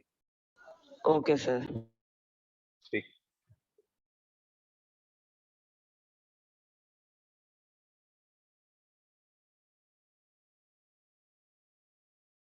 आप जरा नेक्स्ट पॉइंट पे सर हम्म, सर जब बैटरी नहीं कनेक्ट था तो मतलब इंटरेक्शन फोर्स सेम रहेगा ना उस प्लेट्स के बीच में? बैटरी डिस्कनेक्ट, हाँ हाँ और दूसरे में बढ़ जाएगा? Yes sir. नहीं, क्या बढ़ जाएगा? दोनों प्लेट्स के बीच की इंटरेक्शन फोर्स। फोर्स, ये बीच की फोर्स है दोनों प्लेट्स से सर, और फील्ड से मतलब नहीं है। जो प्लेट बना रही है। हाँ हाँ वो बढ़ जाएगी। Yes, sir. तो ये फील्ड 8 के टाइम्स। हाँ वो बढ़ जाएगी। ठीक है, अब आते हैं charge density on the dielectric.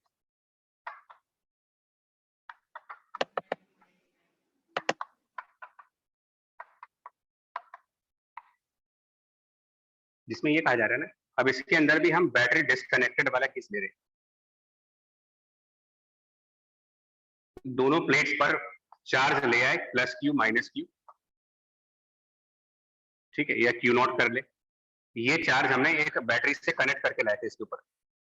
फिर बैटरी को हटा दिया और बैटरी हटाने के बाद अब डाइइलेक्ट्रिक ला रहे हैं इसके अंदर।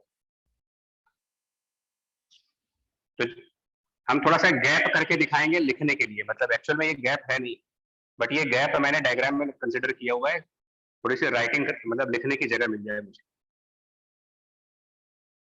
ठीक है, ये समझ आओगे ना, यहाँ पर गैप नहीं है, ये गैप Yes, सिर्फ sir.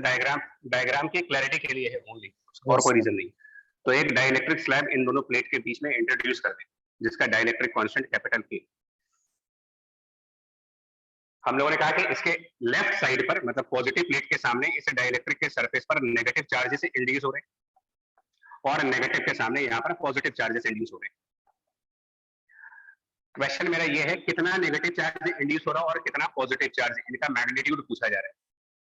क्यू जो यहाँ पर पोलराइज हुआ है, इसको क्यू पी क्या लिखे, इसको क्यू डी कर देंगे, मतलब charge on the dielectric, Q D. और हमने ये माना हुआ है कि जो हमारे प्लेट हैं और जो डाइइलेक्ट्रिक हैं वो सब सिमिलर साइज के हैं, मतलब जितना एरिया प्लेट का है उतना ही एरिया डाइइलेक्ट्रिक के राइट सरफेस का, और उतना ही एरिया डाइइलेक्ट्रिक के लेफ्ट सरफेस का भी। और ये 3 डायमेंशनल फिगर में ये सरफेसेस कुछ इस टाइप की हैं, रेक्टेंगुलर प्लेट मतलब कुछ इस टाइप की सरफेसेस है, तो ये सरफेस भी वैसी ही है, ऐसे करके ये एक्सटेंडेड सरफेस है। तो विजुअलाइज हो रहा है आपको ये सब चीजें हैं? Yes sir. Yes sir. है ना, ये प्लेट्स हैं कुछ ऐसे, बिकॉज अब हम बोर्ड पे बना रहे हैं। तो डाइइलेक्ट्रिक के राइट वाला सरफेस का एरिया भी कैपिटल ए है और प्लेट का एरिया भी कैपिटल ए है, सेम साइज के हैं। ये चार्ज निकालना है, आसानी से निकाल सकते हैं। डेफिनेशन यूज कर लेंगे तब से तो डाइइलेक्ट्रिक की। सर जो चार्ज आपकी प्लेट पे, उसका 1 - 1/k टाइम्स हो जाएगा। हाँ देखिए, ये जो प्लस क्यू नॉट और ये जो माइनस क्यू नॉट है, ये डिस्ट्रीब्यूटेड है एक सरफेस के ऊपर। प्लस क्यू नॉट इस कंडक्टर के राइट सरफेस पर डिस्ट्रीब्यूटेड है और माइनस क्यू नॉट इस कंडक्टर के लेफ्ट सरफेस पर डिस्ट्रीब्यूटेड है। चार्जेस सरफेसेस पर डिस्ट्रीब्यूटेड है, और ये दोनों चार्जेस मिला करके जो इलेक्ट्रिक फील्ड प्रोड्यूस कर रहे हैं वो प्रोड्यूस कर रहे हैं Q not divided by A epsilon. इस प्लस और माइनस क्यू नॉट का कंबाइंड इलेक्ट्रिक फील्ड ये आएगा। सिमिलरली ये जो दो नेगेटिव पॉजिटिव चार्ज आप देख रहे हो, ये भी तो सिमिलर टाइप के सरफेसेस पर डिस्ट्रीब्यूटेड है। ये जो माइनस प्लस का कॉम्बिनेशन है, ये जिन सरफेसेस पर डिस्ट्रीब्यूटेड है, और ये जो प्लस क्यू नॉट और माइनस क्यू नॉट है, ये जिन सरफेसेस पर डिस्ट्रीब्यूटेड है वो सरफेसेस पैरेलल है, सेम साइज के। तो सिमिलर एक्सप्रेशन इलेक्ट्रिक फील्ड का इन दोनों चार्जेस की वजह से भी आएगा। बोले इसको जरा। Yes. Yes. ठीक, Yes, sir. लेकिन एक फर्क होगा, कैपेसिटर के जो प्लस और माइनस वाले चार्ज है ये दोनों मिल करके जो इलेक्ट्रिक फील्ड बनाएंगे उसकी जो डायरेक्शन होगी, और डाई इलेक्ट्रिक के प्लस माइनस मिल करके जो इलेक्ट्रिक फील्ड बनाएंगे उसकी जो डायरेक्शन होगी अपोजिट होगी।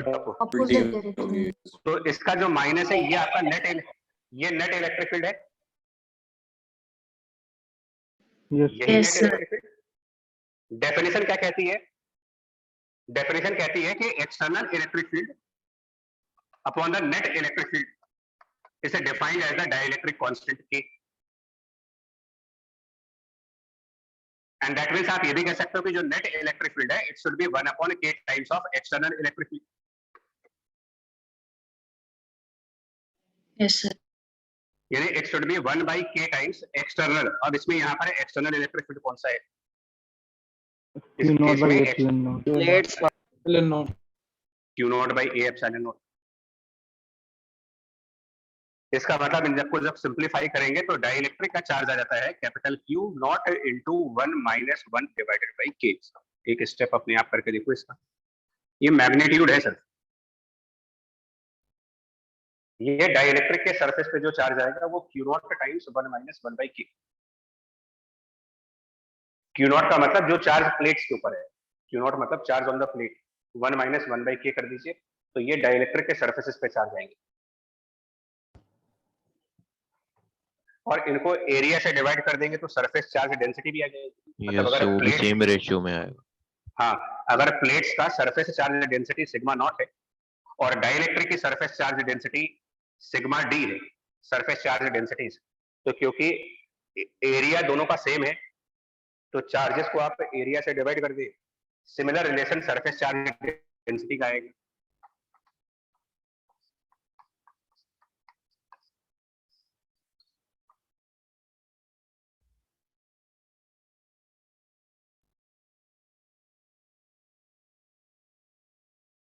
बोले Yes, sir. Yes, sir. Yes, sir. तो ये भी एक रिजल्ट है standard. Charge on the dielectric is charge on plate multiplied by 1 minus 1 by K।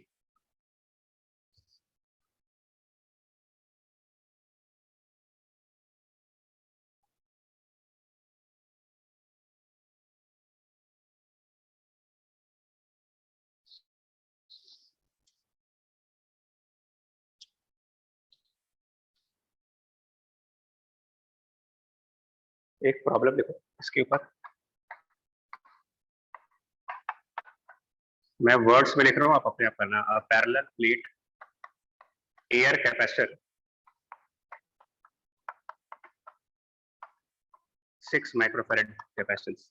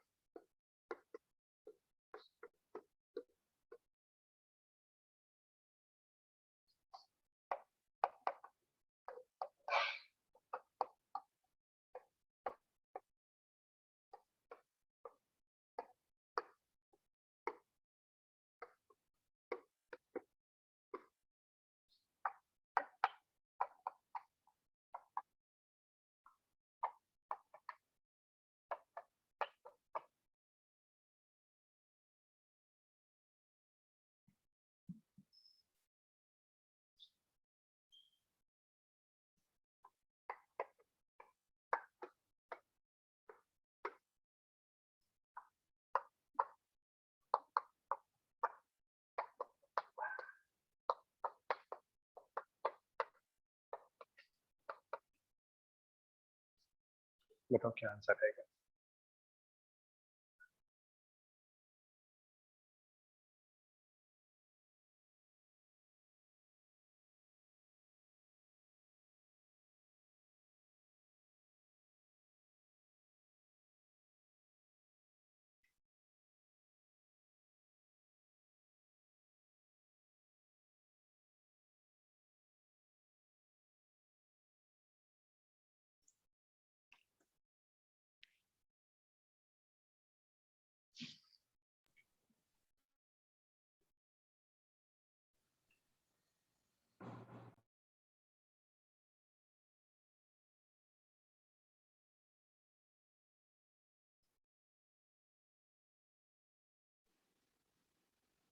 Sir, 40 mu farad.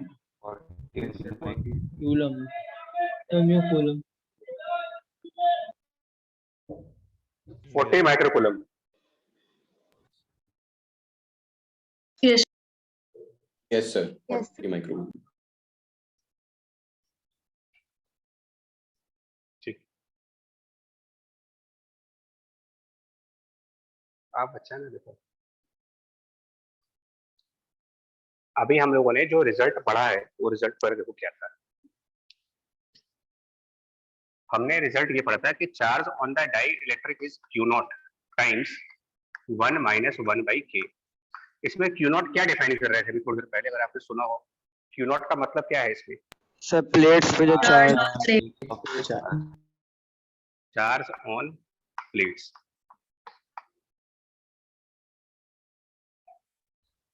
Sir 40 microcoulomb. एक मिनट, नहीं, यहाँ पर जो हमारे कैपेसिटर की प्लेट्स हैं उन पर क्या चार्ज होगा? Sir capacitor into potential difference हो जाएगा। बैटरी डिस्कनेक्ट नहीं की गई है सर, जो Q इंटू के कर देंगे पहले उसको हम। बढ़ जाएगा चार्ज के times. Yes sir, sir, charge पहले बढ़ाना सर पड़ेगा एक चीज, हमें। अरे हाँ, सर आप बताओ। सर सर 120 माइक्रोकूलम है आंसर। यस सर, ये अभी 120 हाँ, यहाँ पे ये रिजल्ट होगा ही नहीं सर। सर इससे बढ़िया 40 बेसिक से मेथड से बढ़ कर लें, वही E net is equal to E external minus E induced. E external यहाँ पे K Q by A epsilon not होगा, और नेट जो होगा वो पिछले वाले के जैसे सेम रह जाएगा सर, हाँ। क्योंकि बैटरी तो कनेक्टेड है ना, डिस्कनेक्ट नहीं की है। हाँ, हाँ, तो यहाँ पे 1 माइनस 1 बाई के ना होके के माइनस 1 टाइम्स हो रहा है सर, मतलब नहीं, एक कैलकुलेट करना। सर मैंने तो सर नया क्यों निकाल के तब मतलब फॉर्मूला में से डाल दिया था, सर हमने भी यही किया था। 1 माइनस 1 बाई के तो 120 उसी से हो जाएगा, उसी से हो जाएगा। Yes sir. ये जो चार्ज ऑन प्लेट है, आप देखो चार्ज ऑन प्लेट कैसे निकालेंगे? चार्ज ऑन द प्लेट निकालने के लिए तो आप capacitance multiplied by potential difference लगाएंगे ना, सीवी। Yes sir. बट यहाँ पर कैपेसिटेंस 6 नहीं होगी, 6 नहीं रहेंगे, क्योंकि ये 6 तो तब है जब उसमें एयर था, एयर कैपेसिटर था। मतलब जब प्लेट्स के बीच में एयर है तब अगर उसकी कैपेसिटेंस ये थी, तो डाइलेक्ट्रिक आने के बाद उसकी कैपेसिटेंस अब 18 हो जाएगी सर। यानी कि कैपेसिटेंस 18 हो गई, और क्योंकि बैटरी वही है तो पोटेंशियल डिफरेंस में फर्क पड़ा नहीं होगा, 10 रहेगा। 10 यानी 180, यानी ये चीज आपकी 180 हो गई, ये जो चार्ज है ये 180 हो गई। आगे आप देखो 180। हाँ यस सर, सर। अगर वैसे भी देखें तो अगर मान लीजिए 1 माइनस 1 बाई के का एलसीएम ले लें तो वो के माइनस 1 बाई के बन जाता है, और हाँ, क्यू हाँ, नॉट आपका के टाइम्स क्यू इनिशियल जो एयर में था, तो के कट जाएगा तो बिल्कुल। के माइनस 1 टाइम्स हो गया। हाँ हाँ, तो वैसे भी कर सकते हो, वो तो बेसिक से जा करके भी कर सकते हो। और अगर आपको ये रिजल्ट लगा रहा है तो सिंपल सा रूल है, यहाँ पर जो क्यू नॉट है ये प्लेट्स का चार्ज है, नया वाला चार्ज कह लीजिए, प्लेट्स का नया चार्ज एक तरीके से। फाइनल चार्ज उन प्लेट्स पर क्या रहेगा? 180। 180। तो अब उसके हिसाब से आंसर निकालो, 120 आ जाएगा। Yes sir. Yes sir. अब यही क्वेश्चन मैं सिर्फ यहां पर चेंज कर देते और यहां कह देते कि after disconnecting battery, after disconnecting battery same रहेगा। क्यू नॉट 60 हो जाएगा।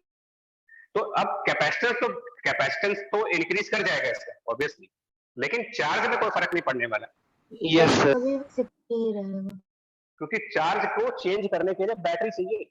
सर उस केस से 40। अब यहाँ पर क्यू नॉट क्या रखेंगे? 180 नहीं रखेंगे, यहाँ पर 60। 60 रखते 60 अब आप इसका जो पहले वाला चार्ज है, जितना चार्ज पहले था, पहले वाला चार्ज मतलब 6 into 10 60, 40 अब इसके हिसाब से 40 आ जाएगा। तो फॉर्मूला नहीं बदलना है आपको, सिर्फ ये काम करना है कि अगर बैटरी डिस्कनेक्ट हो चुका है तो पहले वाला चार्ज, एक्चुअली वो पहले वाला चार्ज ही फाइनल चार्ज है, और बैटरी कनेक्टेड है तो फाइनल चार्ज लिखिए। मतलब कुल मिलाकर के आपको फाइनल चार्ज यूज कर लेना है यहाँ पर।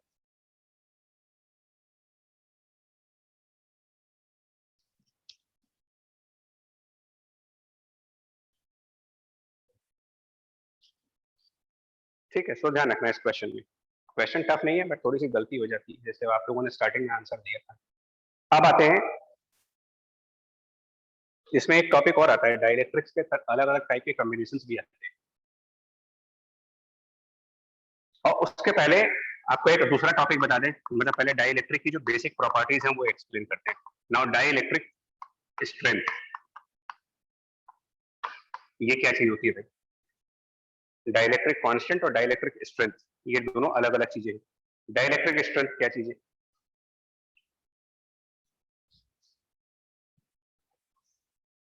हम लोगों ने कहा कि जैसे ही आप किसी डाइइलेक्ट्रिक स्लैब को किसी इलेक्ट्रिक फील्ड के अंदर प्लेस करोगे, उसका कंसीक्वेंस क्या बताया गया था? डाइइलेक्ट्रिक स्लैब जैसे ही किसी इलेक्ट्रिक फील्ड के अंदर डालिए, सब पोलराइज हो जाएगा। पोलराइज हो जाएगा और कुछ अब जरा इलेक्ट्रिक इसको फील्ड इंड्यूस होगा। अब इसको मॉलिक्यूलर लेवल पर समझिए। मॉलिक्यूलर लेवल पर एक्चुअल में डाइइलेक्ट्रिक के अंदर बहुत सारे मॉलिक्यूल्स हैं, और मेरे को एक ही एग्जांपल पता है, तो मैं Cl और H का एग्जांपल चूज करूंगा बार बार। इनके बीच हम सबको पता है कि कोवेलेंट बॉन्डिंग होती है। Cl और H के बीच में कुछ कोवेलेंट बॉन्डिंग है। Yes sir. ठीक, इलेक्ट्रोनेगेटिविटी डिफरेंस की वजह से माइनस प्लस, थोड़ा सा वो केमिस्ट्री है, उसमें ज्यादा ना जाए तो अच्छा है।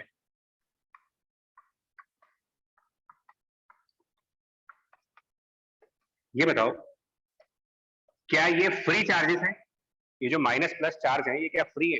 No sir, no sir. नहीं, क्योंकि कंडक्टर नहीं है ये। कंडक्टर बॉन्डेड है, बॉन्ड तभी तो yes bond sir, yes sir. Yes sir. Bond मतलब फ्री bonded तब है। होते हैं जब वो एक कंडक्टिंग होता था। बिल्कुल, यानी कि डाइइलेक्ट्रिक के अंदर पॉजिटिव नेगेटिव, क्या ये आयंस कह सकते हैं क्योंकि पॉजिटिव नेगेटिव आयंस है। Yes sir. मतलब HCl में Cl को आयन डिक्लेयर कर सकते हैं? No sir. No sir. No no sir. Sir. No sir, ion नहीं, ब्रेक डाउन नहीं होगा तब तक नहीं कर सकते। नहीं, आयन तब बोलते हैं जब इलेक्ट्रॉन वहां से निकल जाते हैं। Yes sir. इसमें तो शायद केमिस्ट्री में आपको ये बताया जाता है कि इलेक्ट्रोनेगेटिविटी फर्क की वजह से जो उनका नेगेटिव चार्जेस का सेंटर ऑफ चार्ज है वो थोड़ा सा डिस्प्लेस कर जाते हैं। यस सर, उस रीजन में कुछ मतलब इलेक्ट्रॉन रिच एरिया आ जाता है। Electronegative element. Yes sir. हाँ हाँ, फिलहाल तो ये चार्जेस फ्री चार्ज, मतलब डाइइलेक्ट्रिक के अंदर चार्ज है लेकिन फ्री स्टेट में नहीं है, वो एक दूसरे से बॉन्डेड है, कोवेलेंट बॉन्डिंग पड़ी हुई है उनके अंदर। लेकिन इलेक्ट्रिक फील्ड कहीं मानने वाला तो है नहीं। इलेक्ट्रिक फील्ड का एक सीधा सा काम है, ये पॉजिटिव और नेगेटिव चार्जेस के ऊपर फोर्सेस लगाएंगे। एक्सटर्नल इलेक्ट्रिक फील्ड इस पॉजिटिव चार्ज के ऊपर एक फोर्स एक्सर्ट करेगा, एक्सटर्नल इलेक्ट्रिक फील्ड इस नेगेटिव चार्ज के ऊपर भी फोर्स एक्सर्ट करेगा, और ये फोर्सेस इन बॉन्ड को ब्रेक करने की कोशिश करेंगे। मतलब इन Cl और H के बीच में, या फिर जो भी इसके अंदर मॉलिक्यूल होगा, NH3 है, HBr है, जो भी मॉलिक्यूल है, इनके बीच के बॉन्ड को ये फोर्सेस ब्रेक करने की कोशिश करेंगे। तो जब तक आप इलेक्ट्रिक फील्ड कम रखते हो, यानी कि ये फोर्स उनकी बॉन्ड स्ट्रेंथ से कम है, तब तक तो ये सेफ है। लेकिन जैसे ही इलेक्ट्रिक फील्ड को हम बहुत ज्यादा हाई लेवल पे लेके जाए, यानी कि फोर्सेस को हाई कर दें, क्योंकि फोर्स बराबर charge multiplied by electric field, F equals to QE। तो जैसे जैसे आप एक्सटर्नल इलेक्ट्रिक फील्ड को हाई करते जाओगे, इनके ऊपर लगने वाली फोर्सेस भी बहुत ज्यादा अमाउंट की होंगी, स्ट्रॉन्गर फोर्सेस लगना स्टार्ट हो जाएंगी। और अगर वो फोर्सेस इतनी स्ट्रांग हो जाती हैं कि वो इनके बॉन्ड को तोड़ सकते हैं, तो डिसोसिएशन फिनोमेना होगा, बॉन्ड डिसोसिएशन फिनोमेना। उसके बाद ये दोनों फ्री चार्जेस बन जाएंगे। अभी ये बॉन्डेड है, बॉन्ड टूटने के बाद ये फ्री चार्ज, ये फ्री चार्ज, मतलब एक तरह से आयनाइजेशन हो रहा है। आयनाइजेशन हो गया। और जब ये फ्री चार्जेस कन्वर्ट हो जाएंगे तो ये मटेरियल एज कंडक्टर काम करने लग जाएगा। यही डिफरेंस है कंडक्टर में और नॉन कंडक्टिंग में। कंडक्टर के अंदर फ्री इलेक्ट्रॉन्स है, मतलब कि वो ट्रेवल कर सकते हैं एक प्लेस से दूसरे प्लेस पे। ये ट्रेवल नहीं कर सकते क्योंकि ये बंधे हुए। तो उस बॉन्ड को जब ब्रेक कर देंगे तो ये सब हमारे फ्री चार्जेस बन जाएंगे, और ये फ्री चार्जेस इलेक्ट्रिक फील्ड की वजह से मटेरियल के अंदर ट्रेवलिंग स्टार्ट कर देंगे, कंडक्टेंस स्टार्ट हो जाएगी, डाइइलेक्ट्रिक कंडक्टर बन जाएगा। और ये सब कुछ इलेक्ट्रिक फील्ड की जिस मिनिमम वैल्यू पर होगा, एक्सटर्नल इलेक्ट्रिक फील्ड की जिस मिनिमम वैल्यू पर ये सब कुछ होगा, उसी को नाम दिया जाता है डाइइलेक्ट्रिक स्ट्रेंथ। डाइइलेक्ट्रिक स्ट्रेंथ का मतलब मैक्सिमम कितनी इलेक्ट्रिक फील्ड लगा सकते हैं बिना इस बॉन्ड को ब्रेक किए हुए। और जब ये बॉन्ड ब्रेक हो जाते हैं तो उस फिनोमिना को कहा जाता है डाइइलेक्ट्रिक का ब्रेकडाउन। ये ब्रेकडाउन फिनोमिना बोलते हैं। ब्रेकडाउन फिनोमिना का मतलब होता है breaking of the covalent bond between these two atoms. Reason इसके पीछे है इलेक्ट्रिक फील्ड। इलेक्ट्रिक फील्ड की एक सर्टेन वैल्यू के बाद ही ऐसा होगा। जिस certain value of electric field पर ये बॉन्ड टूट जाएंगे और डाइइलेक्ट्रिक कंडक्टर बन जाएगा, उसको कह देंगे डाइइलेक्ट्रिक स्ट्रेंथ। इसका मतलब अगर हम कैपेसिटर को ब्रेकडाउन से बचाना चाहते हैं, अगर हमें चाहते हैं कि हमारा कैपेसिटर ब्रेकडाउन से बचा रहे, तो इलेक्ट्रिक फील्ड की एक लिमिट होगी। इलेक्ट्रिक फील्ड एक सर्टेन लिमिट के बाद नहीं जा सकता, और अगर इलेक्ट्रिक फील्ड की एक सर्टेन लिमिट होगी तो उसके करस्पॉन्डिंग पोटेंशियल डिफरेंस की भी एक सर्टेन लिमिट आएगी। अगर हम इलेक्ट्रिक फील्ड को एक सर्टेन वैल्यू से ज्यादा नहीं ले जा सकते, तो करस्पॉन्डिंग पोटेंशियल डिफरेंस भी एक सर्टेन वैल्यू से ज्यादा नहीं जा सकता, और उसी करस्पॉन्डिंग पोटेंशियल डिफरेंस को नाम दिया जाता है मैक्सिमम ऑपरेटिंग वोल्टेज, जो आपका सेकंड पॉइंट है। ऑपरेटिंग वोल्टेज ऑफ कैपेसिटर का मतलब ये हुआ कि what maximum potential difference can be given to the capacitor. मतलब कि एक डेफिनेट वोल्टेज के ज्यादा वोल्टेज अगर कैपेसिटर में लगा देंगे तो वो कैपेसिटर न बन करके कंडक्टर बन जाएगा। सर मतलब एक तरह से फील्ड बढ़ाने का ही कॉन्सिक्वेंस है कि वोल्टेज कितना मैक्सिमम बढ़ा सकते हैं।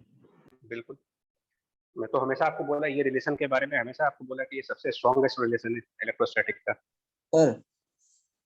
सर ये कैपेसिटर कंडक्टर बन जाएगा, थोड़ा इसको इलैबोरेट कर सकते हैं? सर कैपेसिटर की डाइइलेक्ट्रिक बता रहे हैं, उसको भी इलैबोरेट करेंगे, सुनिए तो बता रहे हैं। जी सर। सर उस मैक्सिमम वोल्टेज की क्या टर्म यूज किया है उसके लिए? एक बार रिपीट कर रहा हूँ, तो रिपीट कर रहे हैं, सुनिए आराम से। सुनो, आप जो नोट्स बनाए होंगे उसको क्रॉस चेक करना, जो छूट गया उसको लिख लेना। मैं कह रहा हूँ जैसे ऐसे एक्सटर्नल इलेक्ट्रिक फील्ड आप बढ़ाते हो, एक्सटर्नल इलेक्ट्रिक फील्ड बढ़ाने को इनडायरेक्टली ये भी कहा जा सकता है कि हम कैपेसिटर का पोटेंशियल डिफरेंस बढ़ा रहे हैं। ये बात क्लियर है? Increasing the electric field can also be like increasing the potential difference. ये बात समझ में आ रही है? Yes sir. Yes, sir. तो अब सुनो, अगर कैपेसिटर पे हम ज्यादा वोल्टेज देंगे, मतलब कि इलेक्ट्रिक फील्ड ज्यादा करेंगे, तो इन पर लगने वाले फोर्सेस भी ज्यादा होंगे, और अगर वो फोर्सेस इतने ज्यादा हो जाएं कि वो इनके बॉन्ड को तोड़ सकते हैं, तो ये नेगेटिव पॉजिटिव आयंस बन जाएंगे, फ्री स्टेट में आ जाएंगे। फ्री स्टेट का मतलब वो ट्रेवलिंग मोड में चले जाएंगे, और ट्रेवलिंग मोड में जाने का मतलब ये इलेक्ट्रोस्टैटिक ना होकर के इलेक्ट्रोडायनेमिक्स कन्वर्ट हो जाएगा, यानी चार्ज स्टोर करने की बजाय चार्ज फ्लो करना स्टार्ट कर देगा।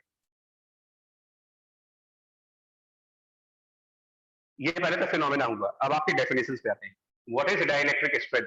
तो dielectric strength is the maximum permissible value of electric field without breakdown. Dielectric strength is the maximum permissible electric field without breakdown. What is breakdown? Breakdown is a phenomena in which the bond between these atoms breaks due to the force of electric field. What happens after breakdown? Sir ये एक बार फिर से repeat कर दीजिए breakdown की definition. Breakdown is the phenomena in which covalent bond breaks due to force of electric field. Okay, sir. And material becomes conductor. What happens after breakdown? The material will start conducting the electron, conducting the charges. Material will start conducting the charges. That means there will be flow of current.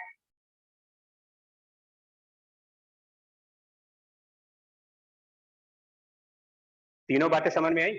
What is dielectric strength, what is breakdown, and what happens after breakdown? Yes sir. Yes sir. Sir मतलब rubber और plastic जैसे insulators के लिए भी कोई electric field की value होगी जिसमें वो कंडक्टर की तरफ ही है?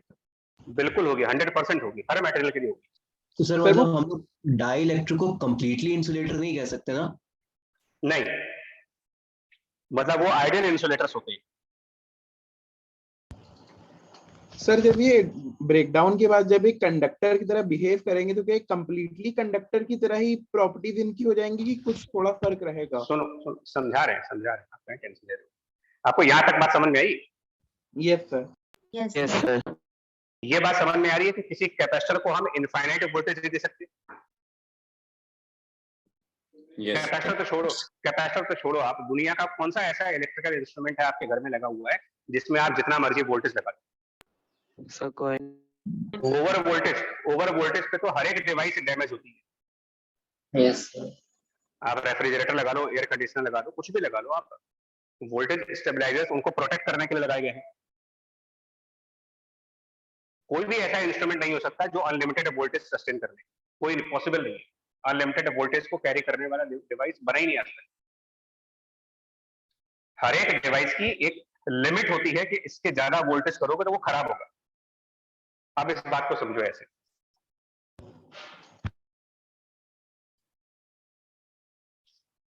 एचसीवी में एक क्वेश्चन है जो काफी डिबेट वाला क्वेश्चन है, मतलब उसमें कई लोगों को डिबेट हुई है उसमें। इसमें ये कहा है कि ये दो कंडक्टर्स हैं, कंडक्टर 1 कंडक्टर 2, C1 C2 ने लिखा, आप सिंपली कंडक्टर 1 कंडक्टर 2 है, इनको बैटरी से कनेक्ट कर दो। क्या होगा रिजल्ट? इलेक्ट्रिसिटी फ्लो करेगी या चार्ज एक्यूमुलेट होंगे? सर बीच में एयर है, वैक्यूम, क्या एयर में से करंट पास होती है? No sir. No sir. Breakdown के बाद नहीं, एक एयर में से कभी करंट पास नहीं हो सकती। नहीं, बहुत हाई अगर है सर। हाई प्रेशर भी पास तो होगा। होगा। स्विचेस पर स्पार्क नहीं आते कभी? सर आते हैं। यस सर आते हैं। होता है सर, वो बहुत कम चार्ज होता है। स्पार्क क्या है? स्पार्क इलेक्ट्रिसिटी तो है, एयर में इलेक्ट्रिसिटी, उसी को लाइटनिंग। सर ये कोरोना डिस्चार्ज जैसा कुछ है क्या? कोरोना डिस्चार्ज की वजह से भी लाइटनिंग आती है, बट वैसा नहीं है। सिंपल एयर में इलेक्ट्रिसिटी जा सकती है, लेकिन उसके लिए बहुत ज्यादा इलेक्ट्रिक फील्ड चाहिए होती है। यस सर, वो कोई थ्रेशोल्ड वैल्यू होती है जो एयर में प्रेजेंट इलेक्ट्रॉन्स को जंप करा देती है बाहर। वो इतनी है। अगर एयर की बात करेंगे तो 3 × 10⁶ वोल्ट पर मीटर, इतनी इलेक्ट्रिक फील्ड अगर एयर में लगाते हैं तो कहते हैं कि एयर से भी करंट पास हो सकती है। Yes sir. बट वैसे एयर से हम कहते हैं कि करंट नहीं जाती।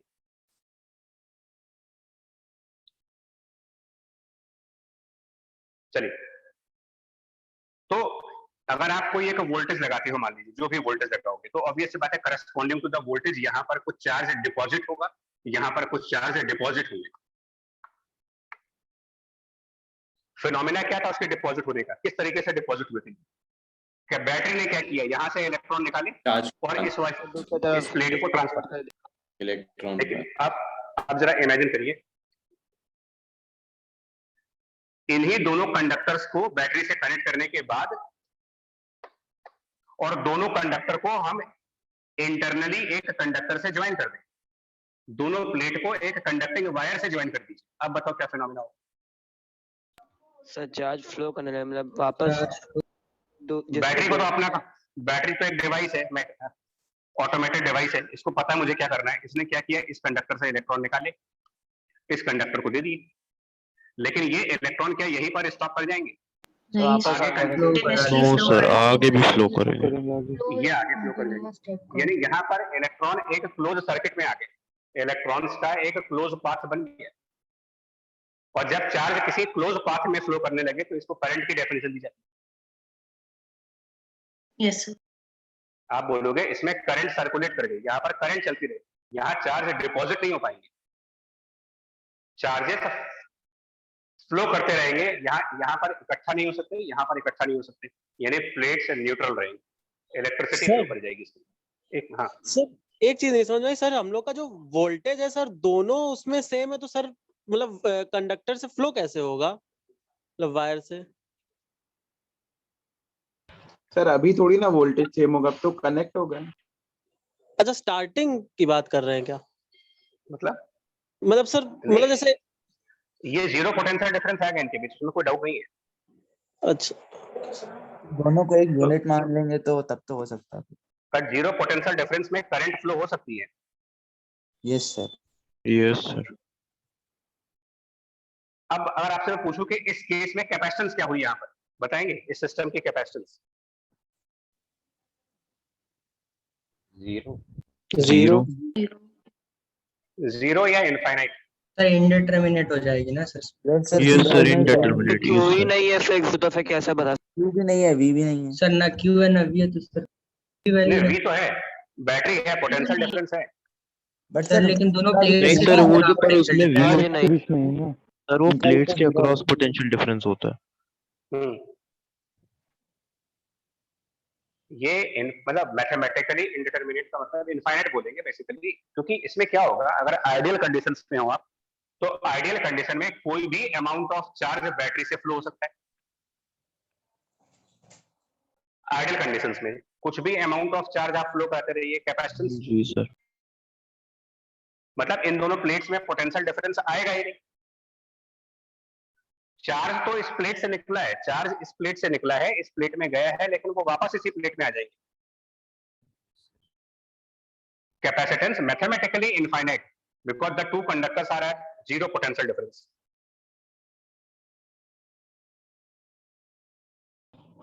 सर एचसीवी के एक बता एचसीवी के ऑब्जेक्टिव क्वेश्चन देखिएगा, मुझे क्वेश्चन नंबर नहीं याद है, उसमें उन्होंने एक फिगर बनाई है, एक प्लेट दूसरी प्लेट और इन दोनों प्लेट को डायगोनली कंडक्टर से ज्वाइन किया हुआ है। ऑब्जेक्टिव 1 या ऑब्जेक्टिव 1 में ही दो कंडक्टर और उनके बीच में एक ऐसे कंडक्टर ज्वाइन कर दिया और पूछा था कि इस सिस्टम की क्या कैपेसिटेंस होगी।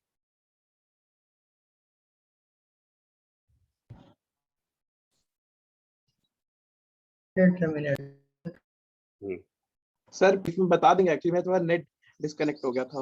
बच्चा एक मिनट हम सब वापस अभी आ रहे हैं। सर ऑब्जेक्टिव 1 का 8th क्वेश्चन है। क्या आंसर दिया उसका, देखो जरा आपने आंसर क्या है उसमें। इन्फिनिटी है।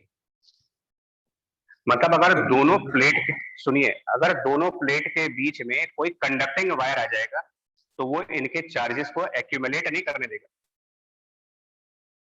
और जब चार्ज एक्यूमुलेट हो ही नहीं सकता यहाँ पर, तो इसका कैपेसिटेंस वाला काम खत्म हो चुका है। कैपेसिटेंस का काम होता है चार्ज को स्टोर करने का।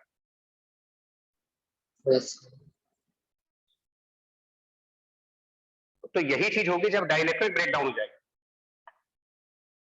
क्योंकि अगर दोनों प्लेट्स के बीच में डाइलेक्ट्रिक है, वो बैटरी से कनेक्टेड है मान लीजिए, और आप कह रहे हो कि इनके बीच में एक डाइलेक्ट्रिक है।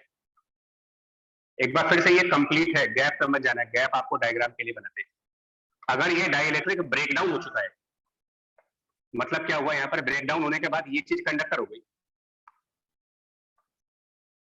यानी कि दोनों प्लेट कंडक्टर से अटैच हो गए। क्या कोई पोटेंशियल डिफरेंस आएगा इन दोनों के बीच में? No sir. जीरो। इसकी कैपेसिटेंस हो जाएगी इनफाइनाइट, और चार्जेस यहाँ पर बचेंगे ही नहीं, चार्जेस फ्लो करेंगे, एक्यूमुलेट नहीं होंगे। Yes sir. तो हमारा जो कैपेसिटेंस बनाने का पर्पस था, वो कहाँ कैपेसिटेंस बनाया इसलिए था कि चार्ज स्टोर कर पाए। जब वो चीज हुई नहीं तो ये बेकार हो गया, ऐसा कैपेसिटेंस किसी काम का नहीं है। सारे पोटेंशियल डिफरेंस जीरो है यहाँ। तो इसी को आप कह रहे थे कि कैपेसिटर कंडक्टर बन जाए। हाँ, इसीलिए एक सर्टेन वोल्टेज के ऊपर हम कैपेसिटर को चार्ज नहीं कर सकते, क्योंकि सर्टेन वोल्टेज के ऊपर ब्रेकडाउन फिनोमेना होते हैं। अब हमने कहा था कि डाइलेक्ट्रिक इस ऑपरेटिंग वोल्टेज को इंक्रीज कर देता है। समझिए, मान लें दो प्लेट्स है ना, दो प्लेट्स, और उनको हमने बैटरी से कनेक्ट किया, और इन दोनों प्लेट के बीच में एयर है फॉर एग्जांपल, और इन दोनों प्लेट के बीच का जो डिस्टेंस है वो d मान लेते हैं, कोई न्यूमेरिकल वैल्यू नहीं चूज करते।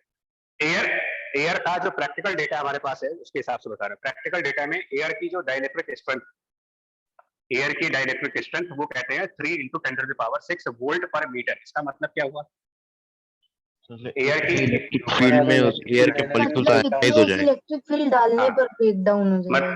बिल्कुल, इसका मतलब यहाँ पर इससे ज्यादा इलेक्ट्रिक फील्ड नहीं आना चाहिए। इस स्पेस में अगर आपने इस इलेक्ट्रिक फील्ड को एक्सीड कर दिया तो एयर कंडक्टर बन जाएगा। तो फिर आप बताओ यहाँ पर मैक्सिमम वोल्टेज क्या ले सकते हैं? तो maximum voltage will be this electric field multiplied by the distance, potential difference बराबर इलेक्ट्रिक फील्ड इनटू डिस्टेंस, क्योंकि इलेक्ट्रिक फील्ड यूनिफॉर्म है। Yes sir. ठीक, यस सर। अब हमने क्या किया, उसी कैपेसिटर में डाइलेक्ट्रिक डाल दिया, उस कैपेसिटर के अंदर हमने कोई डाइलेक्ट्रिक डाल दिया। मैं इसका एक एक्चुअल डेटा यूज करने जा रहा हूं। ग्लास यूज किया, मान लो ग्लास, और ग्लास का डाइलेक्ट्रिक स्ट्रेंथ एक्सपेरिमेंटली 14 × 10⁻6 वोल्ट पर मीटर। इसका मतलब अब आप इतने इलेक्ट्रिक फील्ड यहां ला सकते हो। तो अब मैक्सिमम पोटेंशियल डिफरेंस क्या लिख सकते हैं यहाँ पर? 14 × 10⁻6 मल्टीप्लाइड बाय द डिस्टेंस। यानी जिस कैपेसिटर को हम इससे ज्यादा पोटेंशियल डिफरेंस नहीं दे सकते थे, उसमें ग्लास डालने के बाद अब आप इतना वोल्टेज दे सकते हो। यानी इसका ऑपरेटिंग वोल्टेज बढ़ाया कि नहीं बढ़ाया यहाँ पर? Yes sir. हाँ, ये हो गया हमारा दूसरा पॉइंट। और तीसरा पॉइंट हमने कहा था कि डाइलेक्ट्रिक जो होते हैं वो मैकेनिकल सपोर्ट प्रोवाइड करते हैं। एक प्लेट पॉजिटिव, एक प्लेट नेगेटिव, क्या ये दूर दूर रह सकते हैं? प्लस माइनस दूर दूर रहेंगे कभी? No sir. कोलैप्स कर जाएंगे ये प्लस माइनस के अट्रैक्शन से। उस Yes. कोलैप्स होने को बचाने के लिए इनके बीच में अगर आप एक रिजिड डाइलेक्ट्रिक डाल दें तो वो इन प्लस माइनस को एक दूसरे की तरफ जाने से रोकेगा। और उसी को मैकेनिकल सपोर्ट कहा गया था। मैकेनिकल सपोर्ट मिलता है। तो ये तीन बेनिफिट्स डाइलेक्ट्रिक। हाँ सर मैकेनिकल सपोर्ट बस फिर समझा दीजिए। मैकेनिकल सपोर्ट अलग है, सिंपल। एक्चुअली ये दोनों जो कंडक्टर्स है,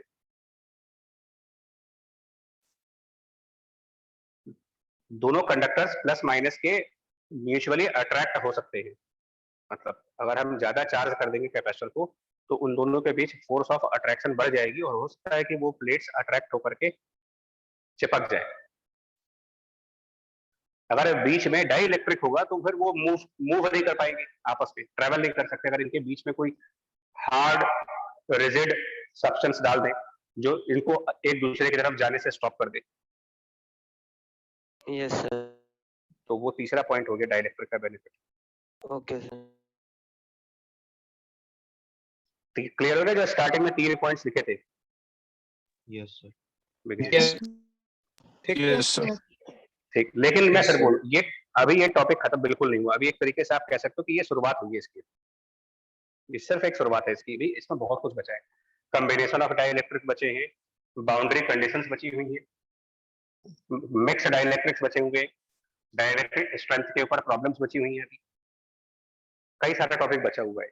तो पहले आप डाइलेक्ट्रिक को इस आज के लेक्चर से अच्छी तरीके से समझो, इसकी सारी प्रॉपर्टीज को समझिए, देन अगले वाले लेक्चर में इसकी एप्लीकेशन बताएंगे फिर कैसे करना है इसको। ठीक है? Yes sir. क्वेश्चंस भेज दीजिएगा। हाँ थैंक यू। इवनिंग तक मिलेंगे, इवनिंग तक। Thank you sir.